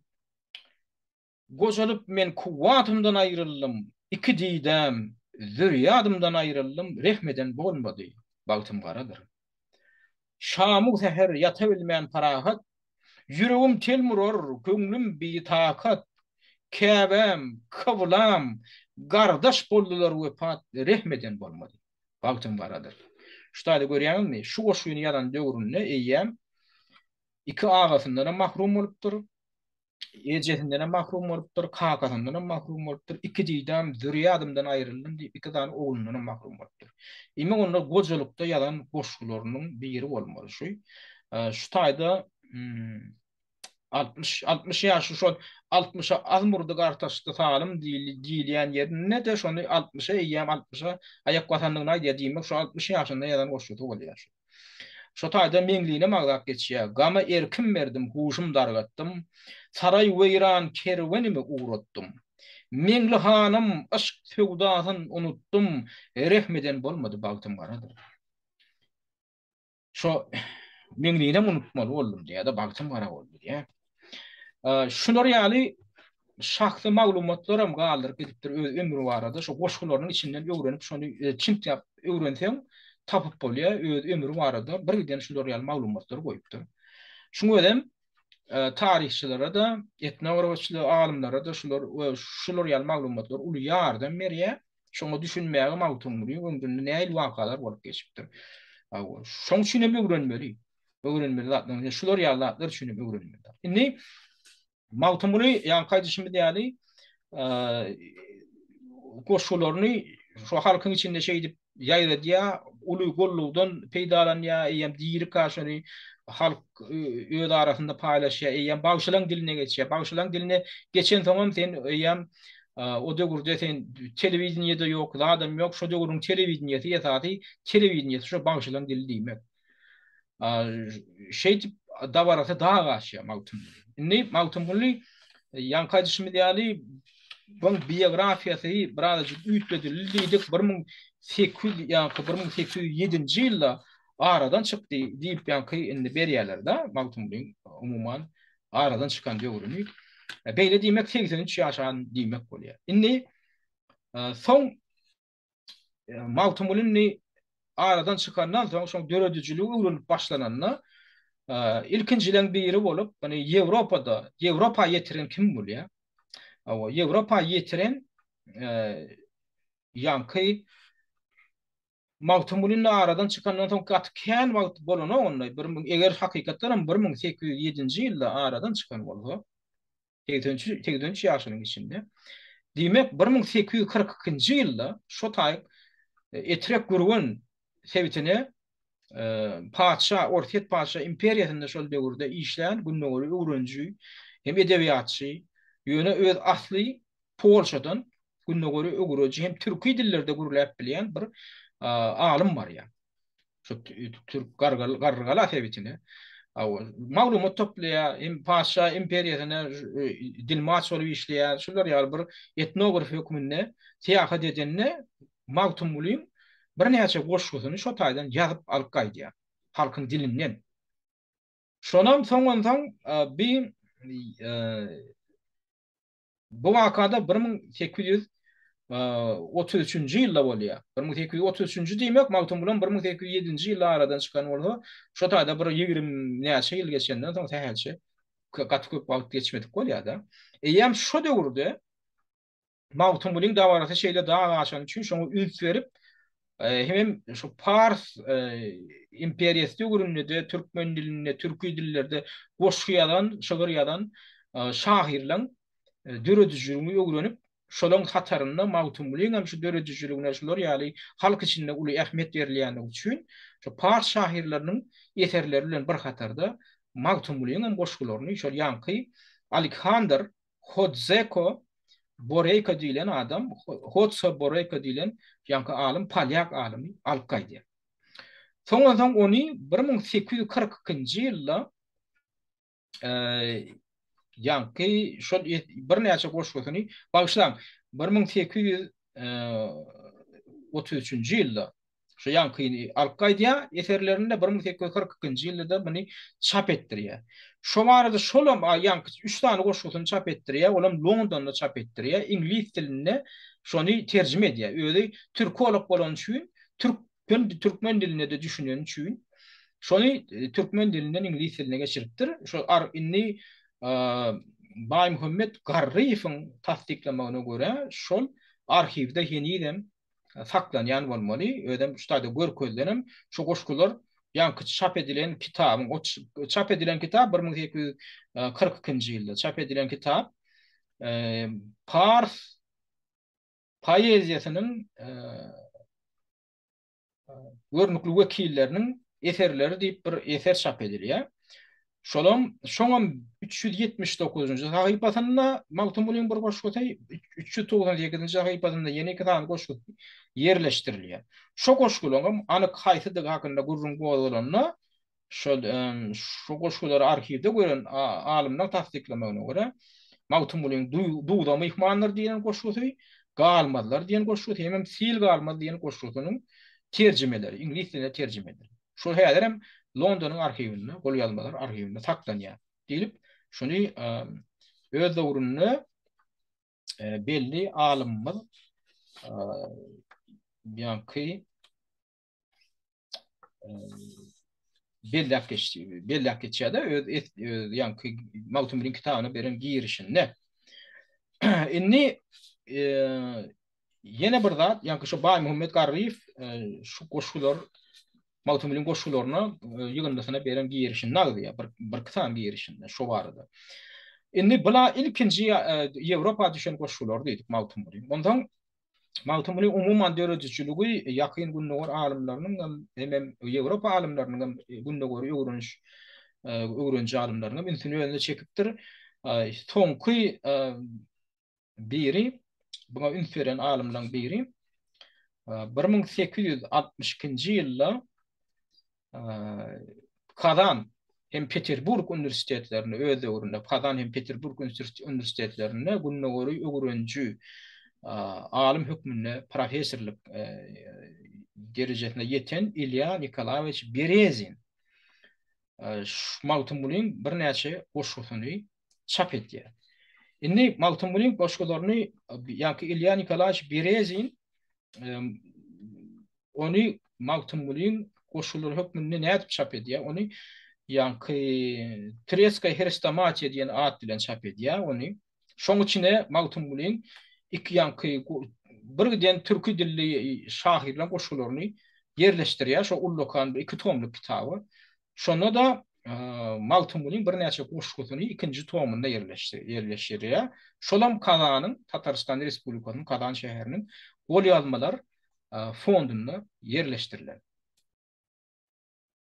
Ya bulam Orsiýetin alymlaryny şuura eden işleriniň biri, gündoğar öwrenjileriniň.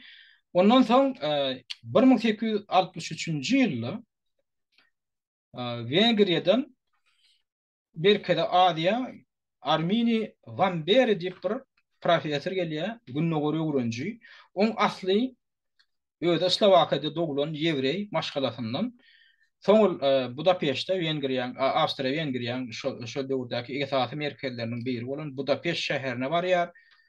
Şo taýda gyýsa wagtyň içinde bir giden dilleri öwrenip dili urundan bir alim hökmünde öz öwrüne özüni tanadyp bilen bir adam bolan şahsiýet bolan Armini Van Beri. Şol 1863-nji 1862-nji, 63-nji, 64-nji ýyllarda Merkezi Adia tebitine sapar edýär derguş eşiginde. Indi bu nädip Merkezi Adia gelip bular ýallatlary ýa-ni öwrenip bilýär. Oňa hiç il päsgelçilik berilmeýändirmi? Ular ýa-da horagyn bir düşükkä sebäbi o döwürlerde gün batar ýurtlaryndan kimdir bir ýere gelse, Buhara emirligine gelsin, Hiwa hanlygyna gelsin, olara içal hökmünde garaýan eken. Şolar ýaly bir inkognito, bir gizlin görnüşde, gizlin sypatda şey öýlerini şey maskerawk edip gelýän bolsalar, ýa-da birini çekýän ekenler, o destine ölüm jezasy berilýän eken. Şolar ýaly özüni riske salyp, popasyna salyp, Merkeza ýasyýat eden alimden biri şu. Armini Van Beri. Şoň biografiýasyny men şu taýda da yerleşdirerim. Şu videoň aşagynda ine şu taýda men şel goýarym. Şu taýda bir mazmunly maglumat berilen. Ine şu adam şu Armini Van Beri diýilen adamyň hakyky fotosuraty şu. Ine şol 19-njy asyryň ortalaryny 60-njy ýyllaryny Amerikada ýa şol taýda Türkmenistanyň territoriýasyna häzir Türkmenistanyň territoriýasyna seýahat eden adam şu alim. Ýaşyl öwründe şolar ýalyrak görünýär. Bu adam, bu alim Ýewropada ýaşanlygyna garamazdan türki dilleriniň bir näçe ýanky görnüşlerini öwrenýär. Şol taýda Jagatay dilini öwrenýär, gadymy ýanky ýazyw dilini, türkmen dilini öwrenýär, özbek dilini öwrenýär, türk dilini öwrenýär. Soňam Merkeza ýasyýat etmek külküne düşýär. Indi bir türki dillerini ýerde öwrenýär. Ilki başta 16 ýaşdan başlap poliglot, ýagny köp dilleri bilýän bir dilçi hökmünde özüni tanadýar 16 ýaşynda. Şo döwürde Slowakiýada doglanlygyna garamazdan hem ýanky Slovak, Çek, Slovak dilini bilýär, ene dil hökmünde. Ondan da rus dilini öwrenýär, soň nemis dilini, soň ingliz dilini, fransuz dilini, dat dilini bilýär. Şoňam şo dilleri bilýänligine garamadan özüňem şo ýewrey dilleri bilýänligi üçin özüniň ýewrey maşgalasynyň gelip çykanlygyna garamadan buny Budapeşt Üniversitetine işelýärler. Näme üçin? Täze şo döwürde de diskriminasiýa diýen ekendir. Sen katolik bolmasaň, sen hristiýan bolmasaň, üniversitetler diýmegem näme? Şu taýynyň medreseleriniň musulman medreseleri bolşýaly, o taýda da katolik üniversitetleri bolan, din gatul rol oýnar. Şoň üçin aňsat başga diniň wekillerini şol ýerli üniversitetlere mollumlar, professorlar hökmünde ýa alim hökmünde almazlar eken. Ýöne şoňa garamadan özüniň ýewrey maşgalasyna gelip çykanlygyna garamadan özüni poliglot şo dil urundan bilermen alim hökmünde tanadyp bilen üçin şo Budapeşt Üniversitetine buny professorlyk wezipesine alýarlar. Ýöne buny soňra alýarlar. O başta dilçi hökmünde özüni tanadýar, soň İstanbul'a gidiyor. Osmanlı İmperiýasynyň şo merkezine. Şo taýda da türki dillerin bir näçesini tähel wagtynda gyýyska wagtyň içinde öwrenýär. Adam 24 ýaşynda barýar. Öz dogruny şo Armini Van Beri 1800 ýanky 32-nji ýylda dogulýar. 56-njy ýylda da ýanky 26 ýaşynda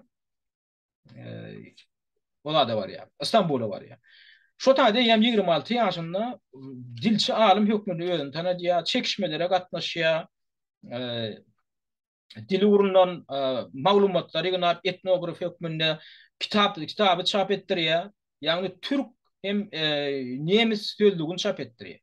Türk dilini suwara bilen üçin hem nemis dilini suwara bilen üçin nemisçeden eee, Türkçe tercüme edip yankı sözleri şoň sözlügini çap etýär. Ondan daşary Jagatay dilinin düşündürüş sözlügi diýip ýörükde sözlük döredýär. Şo döwürde.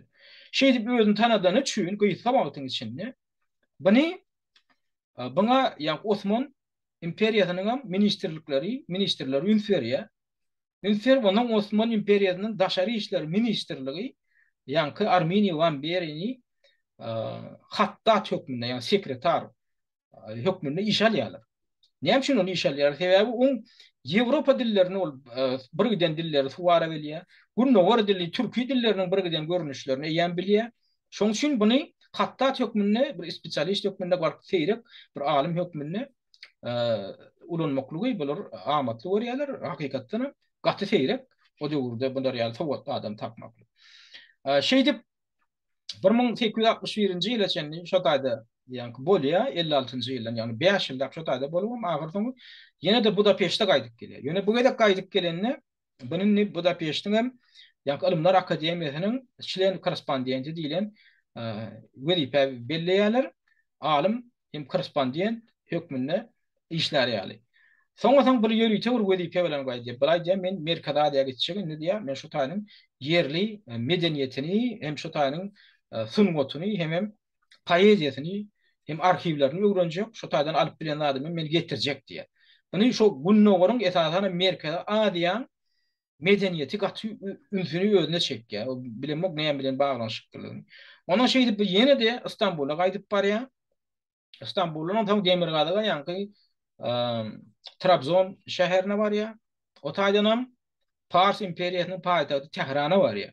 Tehrana da bu taýda Tehrana Türk ýa Osman imperiýasynyň ilçehanasy bar eken. Şu ilçehana barwam şo taýdan ýanky öz ada täze bir toslama ady alýada musulman adyny alyp şoňa da pasport alýar. Ol adam musulman adam Hacı Mehmet Reşit Efendi diýilen ady. Şoňa şol ad bilen buna gal pasport berýärler. Onu näme üçin Osman imperiýasynyň Tehrandaky ilçehanada şolar ýaly pasport bermäge rady bolýar sebäbi ýan gaýdyşym ýaly bundan bir näçe ýyl öň ýaly ýanky Armeniýa van beri daşary işler Osman imperiýasynyň daşary işler ministrligine hattat bolup işleýär. Şoň üçin ýam o taýda da ilçehanada da bunu tanýarlar. Şoň üçin ýörükçe plan bilen Merkada diýä barýanlygyna düşünüp Merkadaýadan gymmatly maglumatlar, arhiv maglumatlaryny getirjekdigi üçin buna ýanky ýaly galp pasport berýärler. Ondan bu taýda Fars imperiýasynyň ýanky şo taýda merkezinde Arabistandan Tawud Arabistanyň haç ziýaratyny dolanyp gelýän bir giden musulmanyň içine garylýady. Türk derwişi hökmünde Türkiýeden gelen bir derwiş hökmünde Merkadaýa gaýdy. Olam göni niýedik gelýär? Göni ilkinji bilen Merkadaýa gadanmasanda etrek gurgun sebitine gadanmasy. Magtumulyň ýaşan yerine barýar. Tehranyň. Şo taýda ýanky türkmen toprağına hem gayak basandan Magtumulyň adynyň awarynyň ne derejede türkmeniň içinde şeýle giň ýaranlygyny görüp gaty haýran galýar. Ondan şo taýda da Magtumulyň gol ýazmalaryny tapmaklygyň külkülüne çykyp agyr şo gol ýazmasyny tapýar. Ýöne Magtumulyň öz el bilen ýazylan näde şo göçürme gol ýazmasyny. Ondan şoňa belli bir gol ýazmany satyn alyp öz ýany bilen son gaýdanly Merkadaýa tutuşda ýa-da edenden son gaýdanly ýany bilen Budapeşte getirýär. Ýa gaýdyşym ýaly 62-nji ýylda barýa 30 ýaşynda barýa Merkada. 62-nji ýylda barýa 63-nji 64-nji ýylda bolup Türkmen toprağının içi bilen Demirgadaga gidip hem Hygo hanlygyna barýa, soň Bukhara emirligine barýa, Hygodan Bukhara, Samarkanda çeýinde baryp soň ýylyna gaýdýar. Soň Owganistanyň üstü bilen, ýene Eýranyň üstü bilen Türkiýeге gelip ondan Ýewropaga geldi. Ine şolar ýaly ulluka işeden adam. Şol adamın eden işinin bir belli bakatı yok adamda. Sebäbi şol eden tiýagatyndan soň Merkede Aziýa Syýahat diýip bir kitap çap etýär. Nemis dilinde. Şol kitap çıkıp çıkmakada Ýewropa dillerinin hemmesine terjime edilýär. Şoldan ors diline de terjime edipdirler. Şu ors diline şu döwürde edilen terjimesinin hem asl nüshasynyň fotokopiýasy şu adam bar. Men onu size görkezeyim. Şu kitap 1864-nji ýylda nemis diline çykýar. 64-nji ýylda ýurduna gaýdyp barýar Budapeşte. Budapeşte o döwürde Awstria-Wengeriýa imperiýasyna degişli bolandan o taýda nemis dili esasy ýörgünli dilden biri bolan üçin nemis diline çap edýär. Bu kitaby öz eden tiýagatyny şonom 64-nji ýylda çap edildi diýdik. 74-nji ýyl aradan 10 ýyl geçen soň şol ors diline geçirilýär. Ors diline. Öňe şu Merkede Aziýa Syýahat diýip adlandyrylýar. Şol ors diline geçirilen ine şu kitap asıl nüshasynda şoň fotokopiýasy şu taýda bar. Men şunu şu videoň aşagyna şoň şergesini goýarym. Kim okaty gelse şu taýda okap biler. Ýöne bir köýüne Kiril elipbesinde ýazylan soň käbir harflary edil häzirki ýaly birazjyk ütüşürekdir. Indi şu taýda görüşiňiz ýaly men şunu 279-njy sahypada şu taýda bir sahypany açypdyryn. Şunu görýäňiz bolsaňyz. Men näme 279-njy sahypany açyp otyryn şu taýda.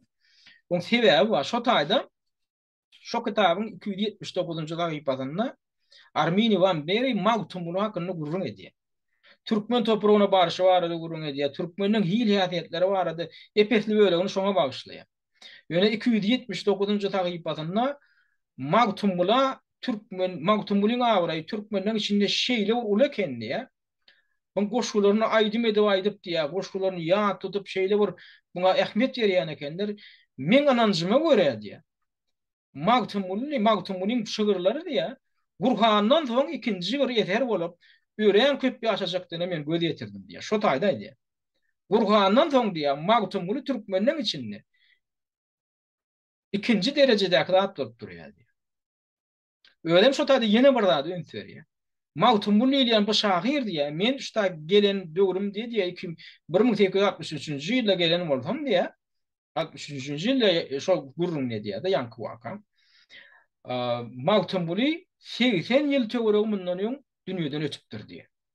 Indi şu Armini van Bering sözlerinden çendüse, ol nämeden alýar o maglumaty? Näme üçin biz Armini van Bering şu sözüne şeýle uly ähmiýet bermeli? Sebäbi ol hakyky janly şaýatlaryň dilinden alýar. Özüň pikir getip görmüş o taýda 80 töwereg ýaşan adamlar çağalygynda belki Mawtumulyň göründirem. 80 ýaşan adamlar bar boldy. Ya da şolaň enatalary Armini van Bering duşup tanışan adamlar var Türkmenleri. Ana şu Türkmenlerin enatalary eýem Mawtumulyny gören adamlar.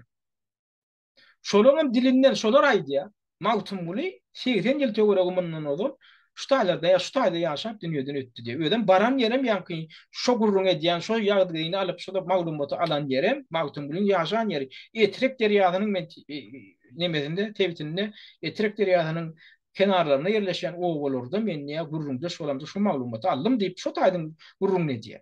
Mawtumulyň ýaşan ýerinde bolup şoň gurrum edýär. Diýmek onda eger Mawtumuly 1863-nji ýylda Armini van Bering baran döwründen 80 ýyl dünýeden öten bolsa, onda ol 1780-nji ýyllarda ölen bolmaly.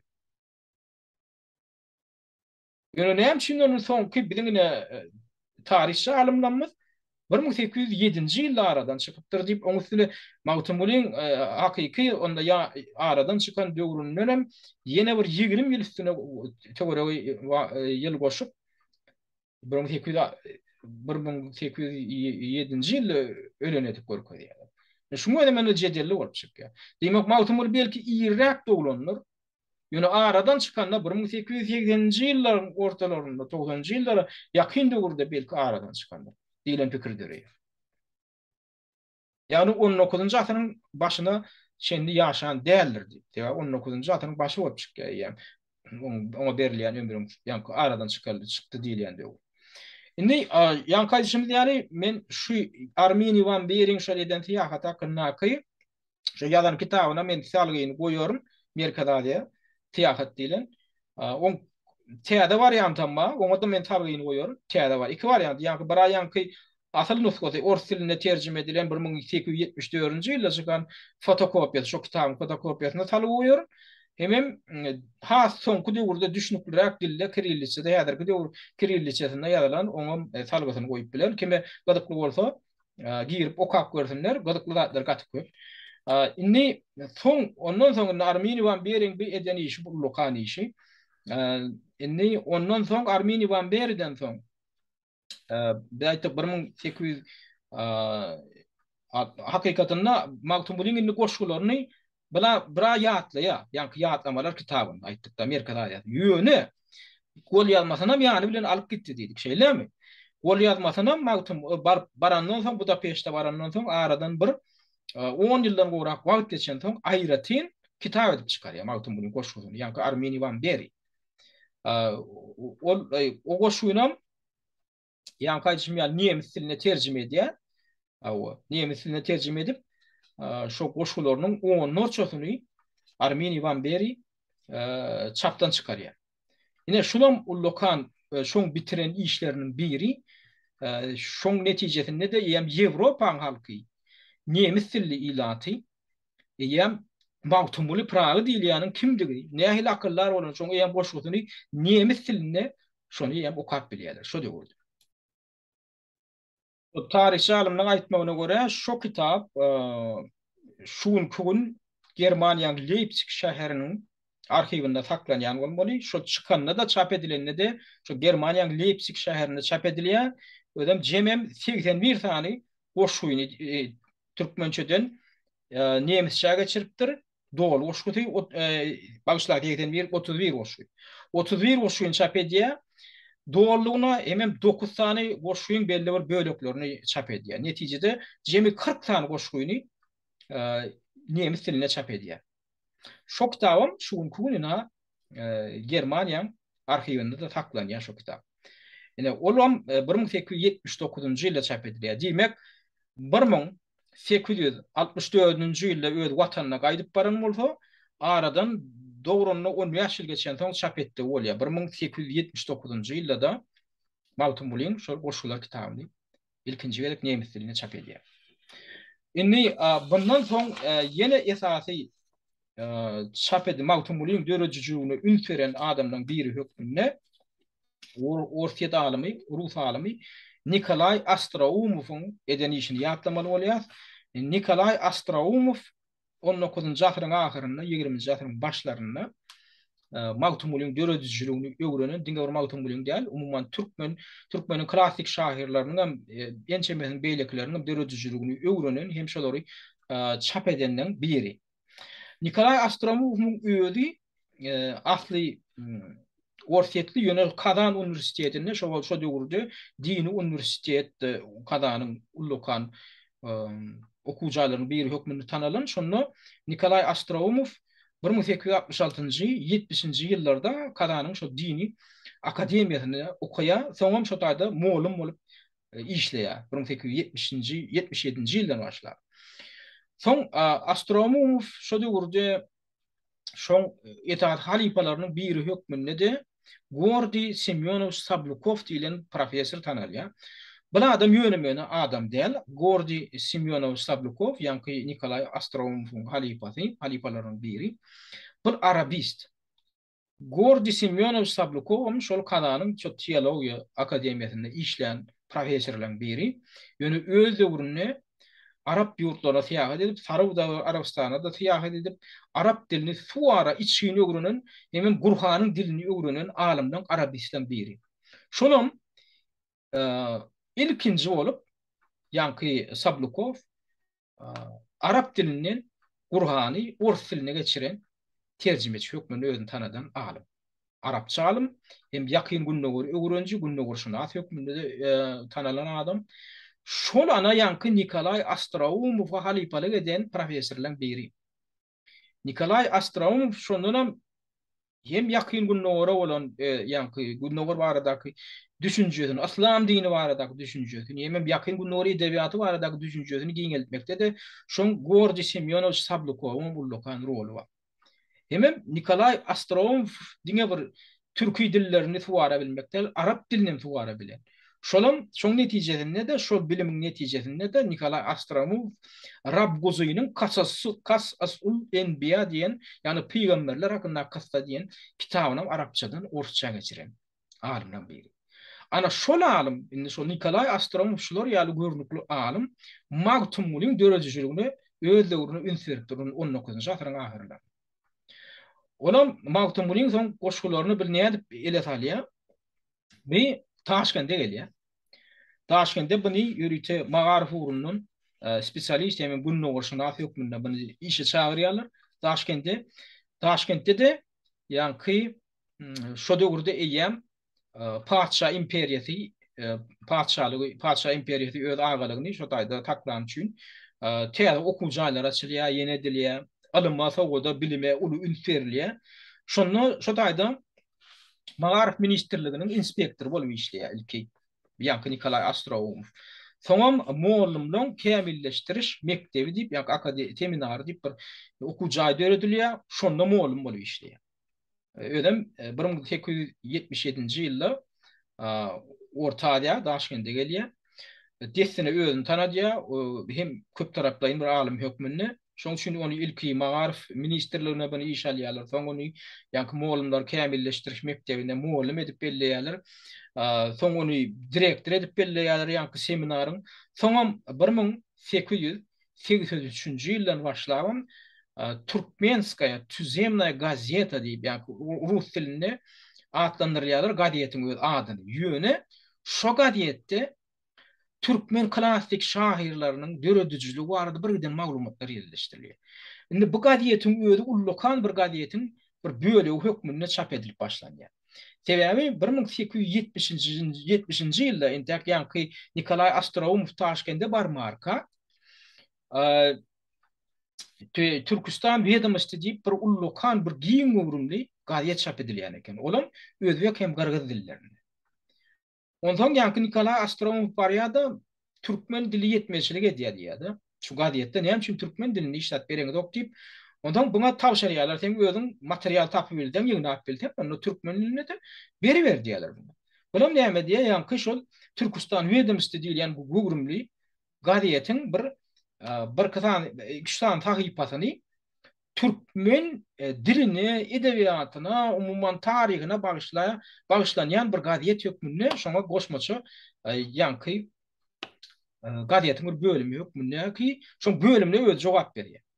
Ünsürkürün özü rus alymy Daşkentde gelýär. Soň görýär bu taýda gyrgyz hem özbek dilinde çap edilýär, gazet çap edilýär. O döwürde de fars dilinde çap edilýän eken. Dil özbek dili, gyrgyz dili ýöne elipbi hökmünde fars elipbisini ulanýan ekendir da. Indi bu wagt biz näme gurumda oturyp 19-njy asyryň ahyryny gurumda oturyp. Indi bu türkmen diline de diýär material ýeten ok, näme üçin işlet bereňiz ok diýip türkmen dilinde maglumat toplap başlaýar. Arxiv maglumatlaryny toplap, şairler, türkmen şairleriň goşgularyny tapdy.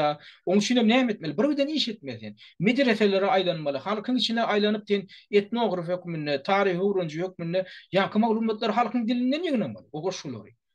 Onun tapýa birden türkmen klassiklaryny öňü bilen magtym bilen goşgularyny tapýa. Soň Keminen goşul, Seydi, Zelili şolaryň goşgularyny tapyp hem tarihini öwrenip, tarih bardak maglumatlar şolary aýratyn, ýa-ni ullukan bir gazetyň bir goşmaça tahypasy hökmünde onuň Turkmenskaya tuzemnaya gazeta diýär. Turkmenskaya tuzemnaya, ýa-ni türkmen diline geçireňde türkmeniň yerli gazeti diýmeklik aňladyr. Ana şonu ilkinçi gedek şo gazetde ýa-ni Nikolay Astromov magtumulyň goşgularyny ilkinçi gedek bir näçe goşgulyny şo gazetde çap etýär.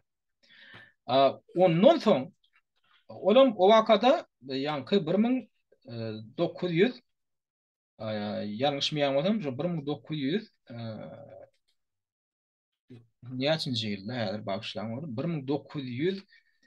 1907-nji ýylda ilkinji gedek çap edýär. O ideýanyň 1911-nji ýylda şonu magtumulyň goşgularynyň bu norçasyny ýygnap etden bir gejejik bir kitapçy hökmünde çap edýär.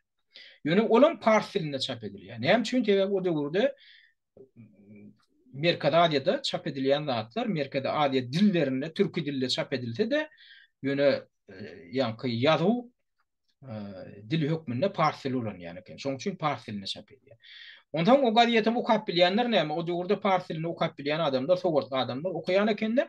Olar ýem ana türkmen dilinde de okumagy mümkinçilik alýarlar. O gaziýetiň hem belli bir sanlary türkmen topragyny, Türkmenistanyň hem häzirki Türkmenistanyň territoriýasyna da iýerilýän eken. Sowatly adamlar ýem şo döwürde ana şey dip hem ýanky gaziýetden magtym bilen goşgularyny okuýarlar, hem ýanky aýratyn çap edilen kitapdan okuýarlar. Inni bilen 1911-nji ýylda diýdik da çap edildi.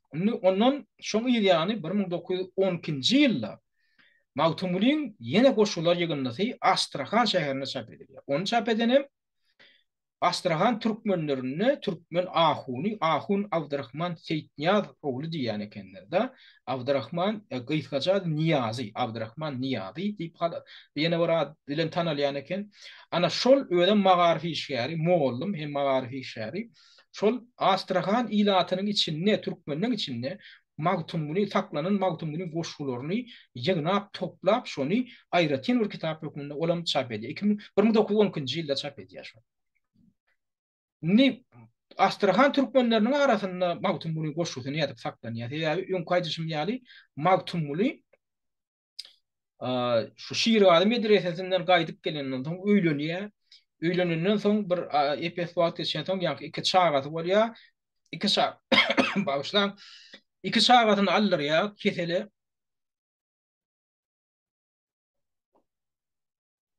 2 çagaty aradan çykandan soň bir ýene de seýahata gidýär. Terki dünýäne başyryp şonda da özüne Pragy lakamyny nakýar. Pragy diýmek terki dünýä ýa-da gammyň iki tane manysy bar. Terki dünýä ýa-da gammyň. Şo lakamyny özüne dakypsan goşýar başlaýar. Ondan mangyşlyk Tewitini Gazalistan häzirki territoriýasyna, Orsiýadyň gün ortasyna, Astrahan şäherine barıp şo taýdak türkmenliň arasynda da gol ýazmalaryny goýup gaýdýar. Türkmenler şo taýdak türkmenler buňa ýam goşgularyny ýat ýeklap, aýdym edýärler, öz aralarynda taklak galar, hakykatynda. Netijede de ýam 20-nji asyryň başynda 1912-nji ýylda şonu şu yerli Türkmenliň içinde magarify işgary hökmünde iş alyp baran Abdurrahman Niyazi ýani Ahun Abdurrahman Seyitniyaz ogly şonu toplap bir kiçik bir kitap edip çykarýar. Ana onuň 20-nji asyryň başynda çykan ilkinji kitapdan biri. Soň Sovet häkimiýeti ýyllaryny 1917-nji ýylda revolýusiýa bolýar. 1924-nji ýylda Türkmenistan Respublikasy töredilýär. Sovet Respublikasy. Şoňa ýa başga ýyllaryna bilen tanymal baýry ýazjymyz Berdiker Babaýew halkyň içinde gol ýazmalary toplap ilkinji gedek Sovet häkimiýeti ýyllaryny ilkinji gedek kitap Mawtymlyň şygyr ýygndysyny çap eden adam hökmüni atgalar diňe öz poeziýasy bilenler ýanky öz romanlary bilenler Berdiker Babaýew eýtem Sovet häkimiýeti ýyllarynda Mawtymlyň goşgularyny toplap 1926-njy ýylda şonu çapdan çykaran adam hökmünde de şeýdip hawlakan ýygalyp getdi Berdiker Babaýew. Olam ýene Pars elipbesinde çykaryldy. Ýani hem üçin bir şeňi diýäli türkmen ýazyw üçin ulandan bir näçe dil bolan şol 1928-nji ýyla çende bagşlan 1938-nji ýyla çendi Pars elipbesi ulanýar. 1938-nji ýyldan 40-njy ýylyň ortalaryna çendi Latin elipbesi ulanýar. Ondan soňra ýa 1961-nji ýyldan başlawam Kiril elipbesi ulanýar.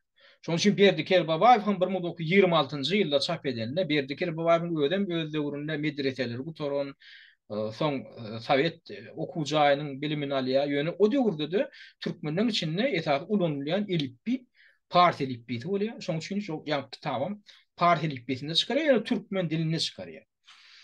Ondan soň Mawtymlyň goşgulary gol ýazmalaryny toplamaklyk halkyň içinde köp toplamaklyk boýunça köp işler edilýär. Gol ýazmalary toplanýar. Hasam köpelýän goşgularyň sany. Sebäbi Mawtymlyň goşgularyny ilatyň içinden toplamakda da bir geden iş edilmeli bolýar. O diyor oturan yerde onu tapıp bolanok ya onu ilatın içinde şoy hat hokap bilen hattatlar saklaptırlar gol yazmalar göçürüp mawtum bulayım. Olar toplamalı. Olar käbir onu ber ya käbir beresi yani onu göçürüp almar bol ya şeydi onu toplamar bol. Şeydi soň no wagtda edek mawtum bulayım koşulları 1940-njy ýylda çykýar. Burada da şu öňkü adyna da geçen alımlardan biri Bay Muhammed Garrif, Mehmet Köseýew ýaly alımlar Ruh Alif ýaly ýazgy edebiýatçylarymyz uly iş etdiler. Halkyň içinden şonu toplamakda, çapa taýýarlamakda. Esatan şonu çapa taýýarlamakda ýanky agdalan alımlarymyz gaty uly iş etdiler. Ana şolaň tagallalary netijesinde soňundan 1940-njy ýylda bir kitap çap edilýär mawtumuny. 1941-nji ýylda uruş başlanyny aýtyna ýene bir kitap çykýar. 1944-nji ýylda ýene bir kitap çykýar mawtumuny. Ýylyna şu eýam 40-njy ýyllarda mawtumuny birden goşullar çap edilýär. Birden kitap neşir edilýär. Ni ýene bir gadykly bir tarapy bar. Murat Taşmurat ogly Adatlyk radiosynyň baýry jurnalistlarynyň biri öz döwründe uruşa gidip Nemetlere ýetir düşüp soň şu taýda nemetler ýeňilenden soň uruş gutaranyň soň ýylyna gaýdyp gelme Amerika göçüp gidip Gunwatarda galyp soň Adatlyk radiosynyň başga jurnalistlarynyň biri hökmünde 50-nji ýyllarda işleýän Murat Taşmuradow şu ýatlamalar bar. Şo ýatlamalar ýadan ýatlamalaryndan belli bir bölegini şu Pragada ýaşaýan türkmen ýazgysy Hudaýer Haliýew men olurki radio boýunça kärdeşim. Şol ýatlamalarynda bir gadykly bir maglumat beripdir da. Şo maglumata görä şu Murat Taşmuradow faşistlerin, nemis faşistlerine ýetir düşüp soň olaň elini işleýär. Şo taýda da nemis faşistleri näme diýen şolar Türkiýe dilli döwletlerden ýetir düşen adamlary Sowet ýa-ni Oruslara garşy gönükdirmek üçin şolaň Türkistan Azad Ediş Komiteti tipi komitetini döredýärler bilen. Olam näme üçin döredilýär? Sizi kommunistlerden, Sowetlerden azad etmek üçin biz size ýardam berelip, şolar ýaly bir hile ulanýar. O döwürde faşistler Ukraynlara wada berýärler, biz siziň döwletinizi öredip berelip, ýöne hakykatynda düýbüne seredende Gitleriň Mein Kampf taglimaty var, kitabynyň iň düýp ideýasy näme? Nemisler iň ýokary döwlet, ary milleti, birinji sort millet, ähli beýlik milletlerim şol ary milletine, ýani nemis milletine hyzmat etmeli, gullar derejesinde, ýani ikinji sortly milletler diýip doktrinasynda ýazylan. Şoň üçin o taýda sapgalan ulanýar da, ýani sen musulman bolup, türkçe dilli bolup, olaň eline düşseň, o sen ine gel Türkistan Azad Ediş Komiteti diýip hereket bar. Şoňa goşul biz seňa hiçdat diýemdi, biz seňa janyňa kepil geçýäs. Şu herekette biz sizi azad ederiz, gelecekde komünistlerden halat ederiz. Siziň Türkistan döwletiňiz bolar. Gözle başly döwlet gerek bolsa ne biz size himayet ederiz. Nemis imperiýasynyň içinde siziň döwletiňiz bolar diýip şolary wada berýär. Ondan gene Ukrayna nasionalistlerine wada berip, olar bilen hyzmatdaşlyk edip, şolar ýaly şey edip özleri çekýärler da. Ýöne geljekde olaň ideýasy näme? Geljekde olaň ideýasy hemme milleti özlerine baknady, bulady bulanmak. O taýda seňa öz başlyklygyny bermek däl, olaň esasy maksady näme? Şol kiçirek milletleri, uly milletler, ýani Rus, Slavyan milletine garşy gönükdirip şolary ýeňmek. Komünistler ýeňmek, olardan üstün çykmakda faşistik imperiýany döretmek. Tutuş dünýä boýunça Ýewre Aziýa boýunça ullakan bir faşistik imperiýany, German, Nemis imperiýasyny döretmek. Indi şol ideologiýada alan ýa-ni ýene diýem umuman ýa biçärelikden meni ýetir düşýärler. Şo ýetir düşendiň içinde Gurban diýip gazalar batly bir magarif işgär bar eken. Olaň mawtumunyň goşularyny ýatdan bilýän bir teýrek adamdan biri eken, gaty köp onlarça goşularyny ýatdan bilýän eken. Ondan şo Murat Taşmuradowyň ýa gaýtmagyna görä, şu Gurban şu Germaniýada ýanky komitete giri agda bolýar, Türkistan Azad Ediş Komitetiniň hereketiniň agdasy bolýar-da. Soň şol ideýany ortağa etýär. Mawtumunyň türkmen diline goşgularyny çap edeliň. Ondan ýanky şol Türkistan Azad Ediş hereketiniň hem öz ýanky bir redaksiýasy diýilen ýani bir zat bar eken, edebi almy bölüm diýen bir bölüm bar eken. Olam näme bilen meşgullanýar? Şol hem propaganda edebiyatyny bir kitapçylaryny çap etmek hem gadymy miraslara da mümkün boldugundan bir üns bermek. Indi şolun ýardam bilen ýa-ni Gurban öz ýadyndaky bar bolan goşgulary ýa-ni haýsy elipbi dediğini biljekkä ýa-ni latin elipbisinden ýa Arap Pars elipbisinden umuman şonu çap etdi. Ödem şu maglumaty bar Murat Täşmuradow aýtmagyna görä 85 sahypadan ibaret bir kitapçany şu Berlinde çap etdi. Ýa-ni Gurban ýardam bilen. Olam näme diýilip atlandyrylýar? Türkistan Azad Ediş Komitetiniň ýanyndaky edebi ilmi bölüm tarapyndan çykarylan 4-nji kitap diýip at berilýär. Diýmek ondan öň ýene de şu türki dillerde, türki dillerine 3 kitap ýene çap edilen bolmaly. Ondan şol ýanky Murat Täşmuradowyň maglumatyna görä, eseriň girişiniň 2 sahypasy, ilki başky 2 sahypasy nemis diline berilýär giriş hökmünde. Soňam ga 8 sahypasy girişin 8 sahibi jembi 10 sahibi eken 8 sahibi Türkmençe berilýär giriş hökmünde. Tamam ýa-ni da ýa-ni galan 80 sahibadan Mawtumbulyň goşgularyna bagşlanýar. Ana şeýdip 44-nji ýylda şolar ýa kitap çap edilipdir. Ýöne şol arhivde barmy ýokmy belli däl. Ondan ýa-ni şol Gurban atly şol gazlarwatly adam uruş gutaryndan soň Britaniýa ýöňe atýar, Britaniýadan Kipr adatyna radyo stansiýa açýar. Bular käbirler Amerikaga diýär. Amerikan Golos Amerika diýen radiosyna ýeşerleşýär käbirler şanky nemislere dönünler. Käbirleri Ýewropada galyp ýanky adatlyk radiosyny işlenler bar. Ýanky Gurban diýen gazlar watly be magarif işgäri Britaniýa Kipr adatyna döredýän propaganda radyosyny işleýär. Olam Türkistan bölüm diýip bölüm bar eken şo taýda Türkmen dillerinde, Türkü dillerde umman efire berýän, gepleşikleri efire berýän redaksiýa var. Şonu işleýär. Soň 60-njy ýyldan başlaryna ýene şu Murat Täşmuradowyň aýtmagyna görä, bu Gurban Türkmenistana gaýdyp barýar. Ýani Türkmenistan Sovet Respublikasyna. Ýani buna kepil geçýärler gelmegine ýol berýär, fiýsat diýjekler. Ýöne soň aradan bir näçe ýyl geçen soň gümürtük gaýdalarda Gallarwatda aradan çykýar. Yani bey Murat Täşmurat oğlunun maglumaty. Ni ýöne şu kitap çap edilmeginiň öýde bir gadakly bir tarihi bir ýatlanmaly zat. Ýöne o bir ýeke kitap däl, we ýa 44-nji ýylda Germaniýada çap edilen kitapdan has. Öň ýan gaýdyşym ýaly 26-njy ýylda, 40-njy ýylda, 41-nji ýylda Türkmenistan öz içinde ýa Türk Mawtumlyň kitaplar çykýar. Ondan soň 56-njy ýylda uruş gutaryndan soň ýene de Baý Muhammed Garryýewiň, Mäti Kötaýewiň, Berdiker Babaýewiň aladaty bilen 56-njy ýylda ýene goşgular ýygynyna Mawtumlyň çykýar. 59-njy ýylda, 1976-njy ýylda ýene çykdy.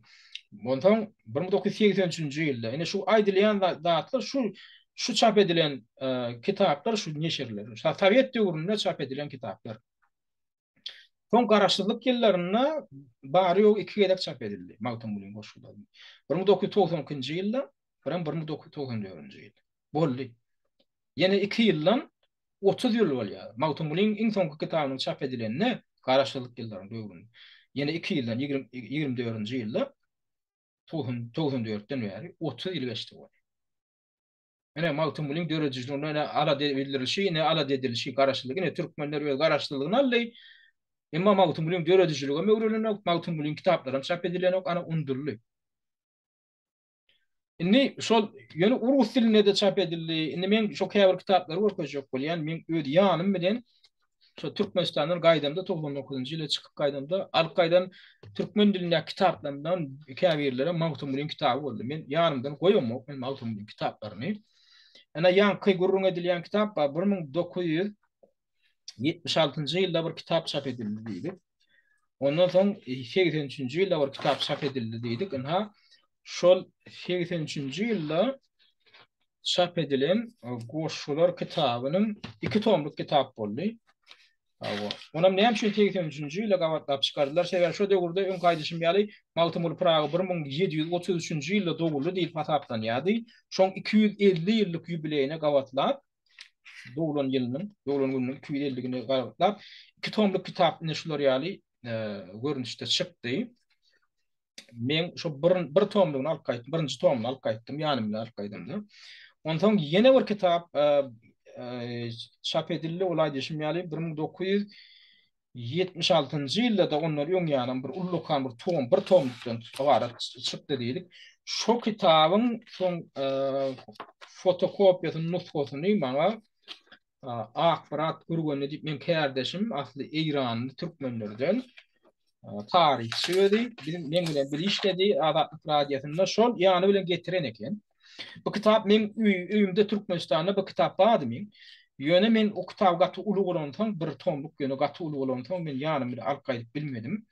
Şonu şu Akmarat Gurgunly radioda işleýärkak, şonu kopýalap radio printerinden peýdalanyp, kopya maşynynyň peýdalanyp maňa da şoň bir nusgasyny edip berdi men Haşim boýun. Şoňa da taňry ýalkasyna ýan Akmarat eger men gepleşim dinleýän bolsa, gaty uly iş etdim men şu ýanymdan aýyrmaýan kitaplarymyň biri Mawtumuly okumaly bolsa men öňe bilen şu kitap men şu kitaby öýde kamam şu 76-njy ýylda çykan şu kitaby men gaty owerýän tebebi gaty taýgarly çykarylan boş nemeler bar arasalanyp Google edip çapa taýýarlanan hemem üstü ýetirilip ýene bir bellenmeli da şu Mawtumulyň adyna berilýän gümürtük goşulary bar şoňa ýerleşdirilmeýändir.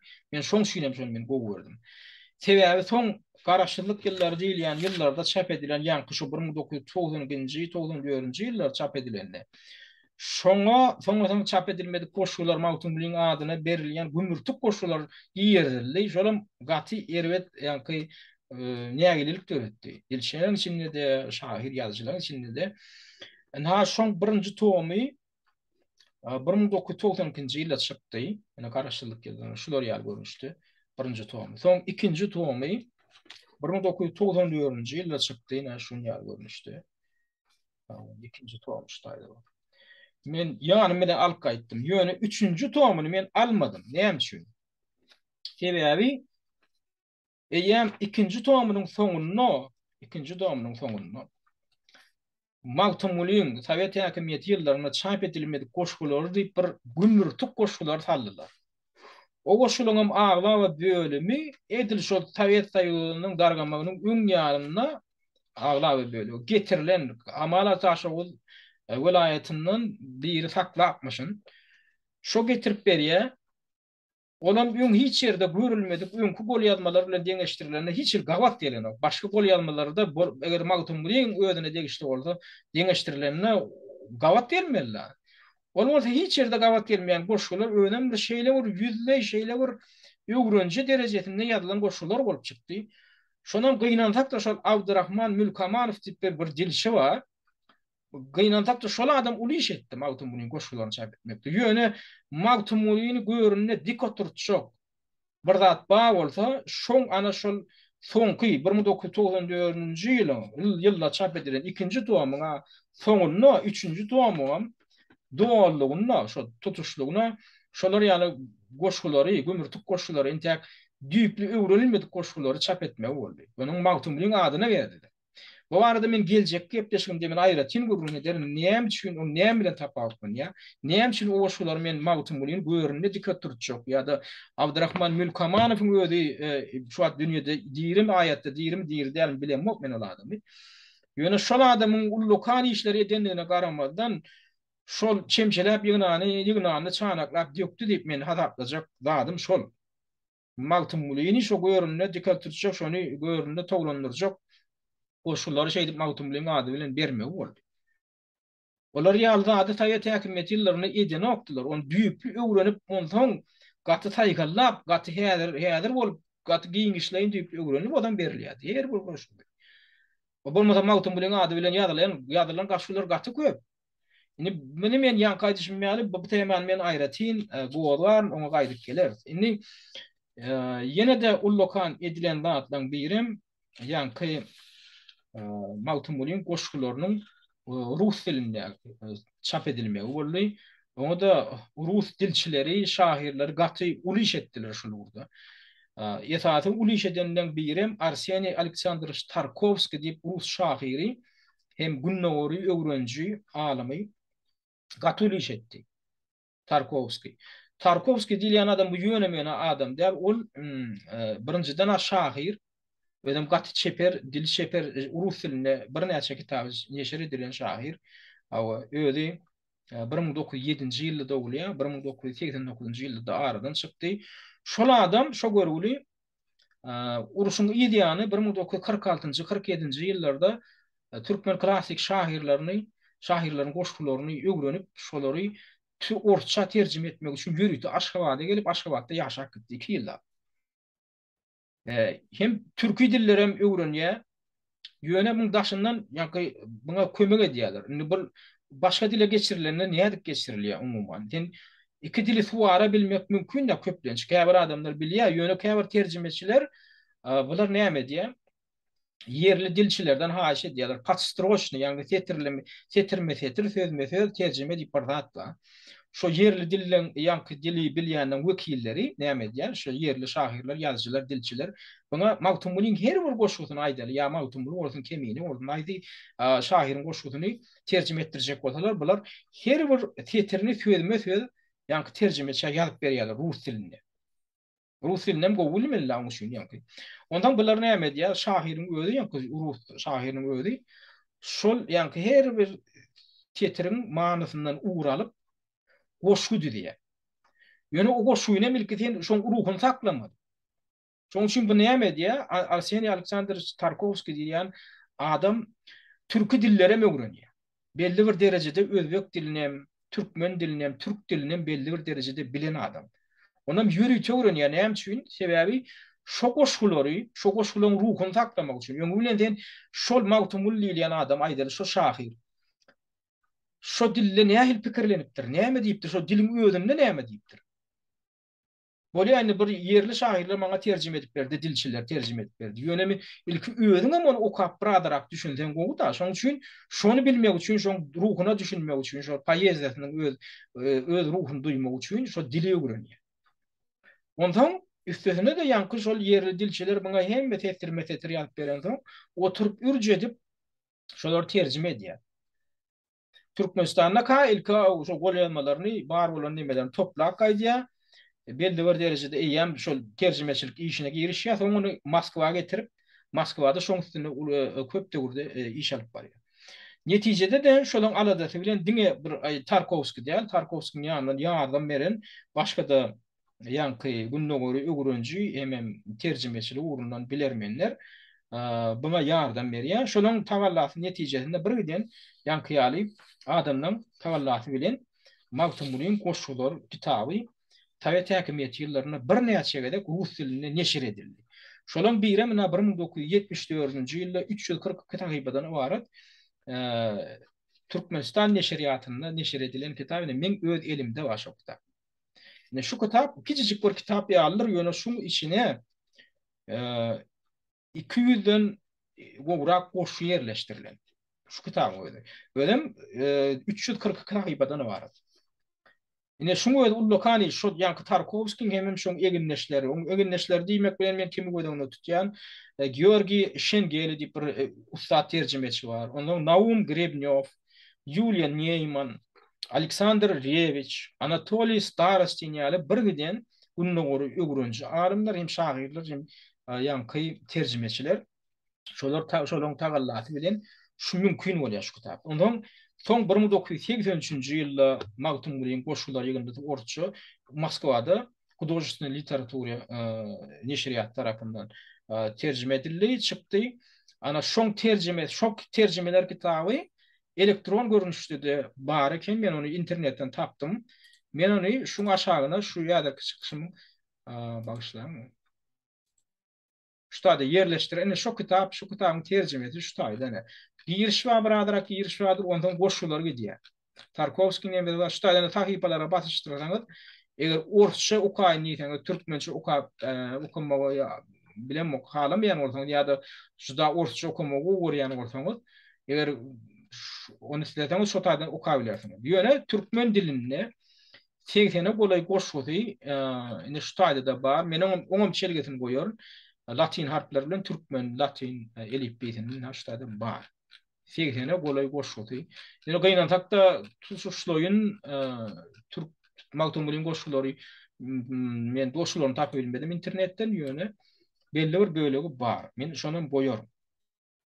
Ondan ýankaýdyşym ýaly Magtumulin umuman gol ýazmalaryny ýygnamakda da uly iş görkezden adamlar var, ýazgylar, şairler var, tarihçiler var. Şolaryň birem Nurmurat Sarhanow sizem eşitdiňizde şu taýdan men kitabyň başynda suratyny görkezdim. Ine şu Nurmurat Sarhanowyň suraty.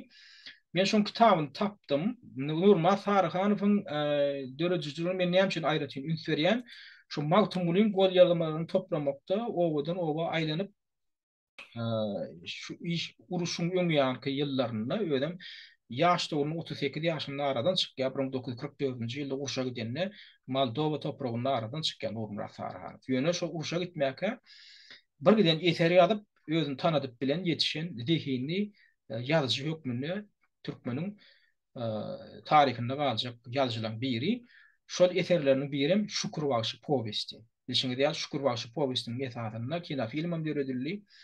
Şol öz döwründe jurnalist hökmünde oğullar aýlanyp hemem gol ýazma toplaýan eken, tarihini öwrenýän eken türkmeniň şonna bir garawun çeliniň içindäki bir oğulan birine Magtumulin kitabynyň üstünden barýar. Şo arada şo bolan waka barada da kitap diýip bir hekaýe ýa. Şo hakyky bolan wakaň esasynda. Onuň okuw programmasynda da öwrenýändiňiz köpüňiz. Ana şolam ine şol eserem şo kitap hekaýasyny ine şu taýdaky elektron kitapdan siz tapyp bilersiňiz. Bir ine ýaltyrga çykanlar diýip bir ullukan bir neşir hökmünde ýygyn hökmünde kitap çykdy. Sovet häkimeti ýyllarynda ýalňyşym ýanmazsam şu 79-njy ýylda men 8-nji ýyllarda şu Haştada ýazylgy hawa 79-njy ýylda çapdan çykan kitap şu gugurumly kitap. Şu taýda başynda bir powestleri var. 4 sany, şoň biremine Şükür Bagşy powesti, soň hekaýalar başlanýar. 203-nji tahypda şu birinji hekaýasy kitap diýen hekaýasy. Şunu şu taýdan okap bilersiňiz, men ony şu videoň aşagynda goýarym. Şu kitap diýen hekaýasy ýokman okan, gaty-gatykly. Şonu şu çölüň içinde şu Welmurad aga diýip bir Magtumulin kitabyny gol ýazmasyny taklaýan bir ýaşulyň üýüne var ya. O gurgul ýaşulyň eşdendiňden bu hekaýaty hak tokawam bilen o ekende. Şondan şu ýaş döwründe diýe men bir ojor bir satýadym diýe, onuň argyşa gidýädim diýe, kömür satýadym diýe. Şonu diýe men bir aýlanyp ýörkäm şu haridim hüdürläp ojorumy, kömürümi bir baý adamyň üýüne diýe mihman bolup düşdüm diye. Olam şu men diye ojarymy kömürüm aldy diye, soňra üýüne mihman aldy diye. Şonu diye akşamlyk diye bu üýüne şu ýanky baý adamyň üýüne adamlar ýygnandylar. Olaryň näme üçin ýygnanýan eken şu baý adamda ýanky Magtumulin gol ýazmasy bar eken. Şonam akşamlaryny oturup adamlar işi dinleýän eken. Ondan sonra bir molla okudýarlar buny. Şu kitap olam näme hem adam hatam okabilini olam arap fars diline ýazan üçin. Şonda ilkinji gedek şol adam Magtumulin ýa Welmurad aga diýilýän şu 20 ýaşlaryna ýaş döwründe ilkinji gedek Magtumulin goşgutyny şo ýanky mollaň dilinden şo gol ýazmadan eşitýärdi. Bu gaty duýgulanýar. Şo duýgularam bir şeýle bir için duýgurluk bilen lirik dille Nurmurat Sarhanow tarapyndan şeýle beýan edilipdi ýa kitap hekaýatynda. Şoň üçin men her biriňizde şonu maslahat berýän. Şo kitaby şu videoň aşagyndan taparsaňyz ýanky çelgetini şo kitap umuman eserleriniň çelgetini ýöne şu 203-nji tahypatynda şo hekaýe bardyr. Şonu hökman okar. Şonda ýanky Welmurad aga diýilýän şo ýanky ýaş döwründe şo kitaby dinläp ýanky mollaň dilinden özüniň hat okap bilmeýändigine de garamadan şo kitaby näýle bolsa bir ýol bilen ele talyp bolmazmy ka şonu bir näme durýanam bolsa diýip. O gurulýan bar baýlygy näme bir ýankyja bir kömür satyp alanja puly ol bir ummasy pul ne ojar satyp alan puly. Ondan bir kitany düýesi bar. Ondan bu näme diýe bu giýje uzak giýje men niýe ýatyp bilmedim. Şu hakda pikirlenip ertesi turdum. Bir näme durýanam bolsa şu näme bir ştatdan alyp bolýan, bakasyny bilip bolmady bu diýip ertesi ýanky üýesinden sonra ýanky baý adamdan sonra şo kitap näçe durup biljek kitap diýip soraýar. Şo bir zada satyljak ratmy diýip. Onu Öyle hem gülüye lok lok edip. Ay bu diye ardan düşmüyor. Sen bu gücün yetecek kitap değil ya. Bu diye ay onu da aydan dedi. Şu niye çadan durur ka diye. Ay bu diye bu diye bir lokan bir bu diye ha durur diye. Dünya bakara bolur diye de. Ondan şu Güvel Murada iki tane düyesi var hakkında şu bir onun olay diye. Şu dünya duruyan olsa onunla men beryen ya da. Sayla da al ya da. Ondan oğlum bir an şu dayo bu düyesini sayla ya. Şunu verecek mi diye men kitabı vereyim diye. Al ya Güvel Murada. Ya Güvel Murad yaş git kaldı. Bu bayağı da mal ya da ya kitap mağutun bunun gol yazmasını eline ber ya. Şeydi bu gaydık geriye öyüne. Şu kitabı okuyup bilmeyen saklı ya hiç okuyup bilecek adam on tapana. Ondan buna üstünden ne mulyalar o adamlar. Ay Wilmrada Feuda deyip halkın içinde de yarak ediyor var değişme hükmünde. Wilmrad'ın Feudası yani. Şey Gulyan ekenler de o basında da bir hat okuyup bilen adamım yok. Yani şu duygular var yani. Men ne düşünürüp bilen yok diye. Bunun içinde şular ya düyen onlarca diye, minlerce diye duracak sözler, her bir sözü diye bir diye diye zat gımmatlı pehim paygas var. Men şonu düşünür bilen yok diye. Ayalı ağlı ya, ayalı buna gargın ya. Neyem şun ne bir bar, balığımız diye, iki tane cüyücüğümüz diye, onun birini berip kaydıpsın deyip şey deyip cibirin ya. Ahir soňy ogluny okuw yerleşdirýärler, muwalla berýärler, muwalla da buňa hat öwreden oksoň ahir soňy Tawet mektebine berip şo taýda hat okudyp ahir soňy ilkinji görek şo oglunyň dilinden eşitýär. Ogluny ýörüýte okuw yerleşdirýär, mektebe berýär, şuny öwrensin diýip. Oglun yetişýänçe, oglu yetişýänçe şo mektepde hat öwrenýänçe şonu şey dip okap bilmeýän garaşýar da. Indi şuny ýa-ki Wilmrad agawy öz dili bilen gurrun berýär. Ondan yani kıl nur masar hanıfam. Şimdi bilim ne edip soracağım bile nokta. Bilim görüp dur bir yaşlı bu kitabı ömür satacak adam der. Nur Murat Sarı hanıfam ki pulum yok satın alayım diye. Bir jurnalist adı bu jurnalist. Bir ahırdan eğidip bir şu göçürmüyorum bir ruhsat veririm ka deyip bir ayla ulap zat edip ilke bir satlyk berdi iň bolmana satyp al sat diýip sorasam belki göçürmäge razy ýerip berer diýip ondan belki şu satyp ödürýärmi diýip tutýar da ondan ay bir bilen serpmeden gaýdan ýaly boldy diýär da Welmrada onu elçili bir satyp ödürýän zat diýär. Munyň ahir soň şol göçürmäge ruhsat berýär da.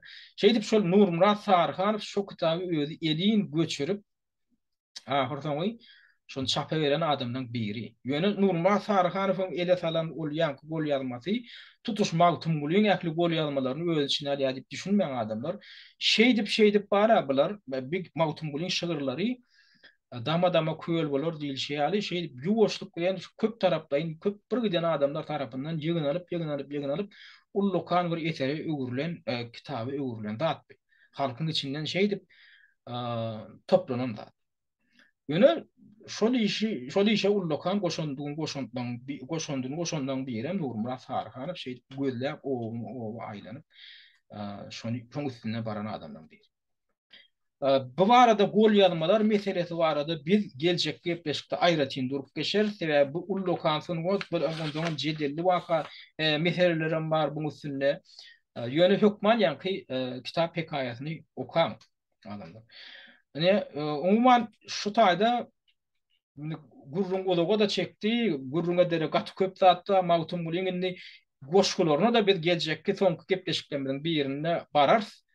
Döredüjülüginiň aýratynlygyny näme, mawtum buly diýen zat näme, on paýedeti beýlek beýlek şahirlerden näme bilen tapawut, ýani näme şün on paýedeti bir giden jugurtlaryň regionyň akyllarlarynyň günnogory öwrenji adamdan ünsüni özüne çekipdir. Näme şün oňa öz döwründe Paşa imperiýasynda akademik bolup günnogory öwrenji bolup işlän akıllarlan biri, günnogory öwrenji alymlan biri Bartolt oňa näme üçin mawtumly jemşidiň jamy diýip ad beripdir.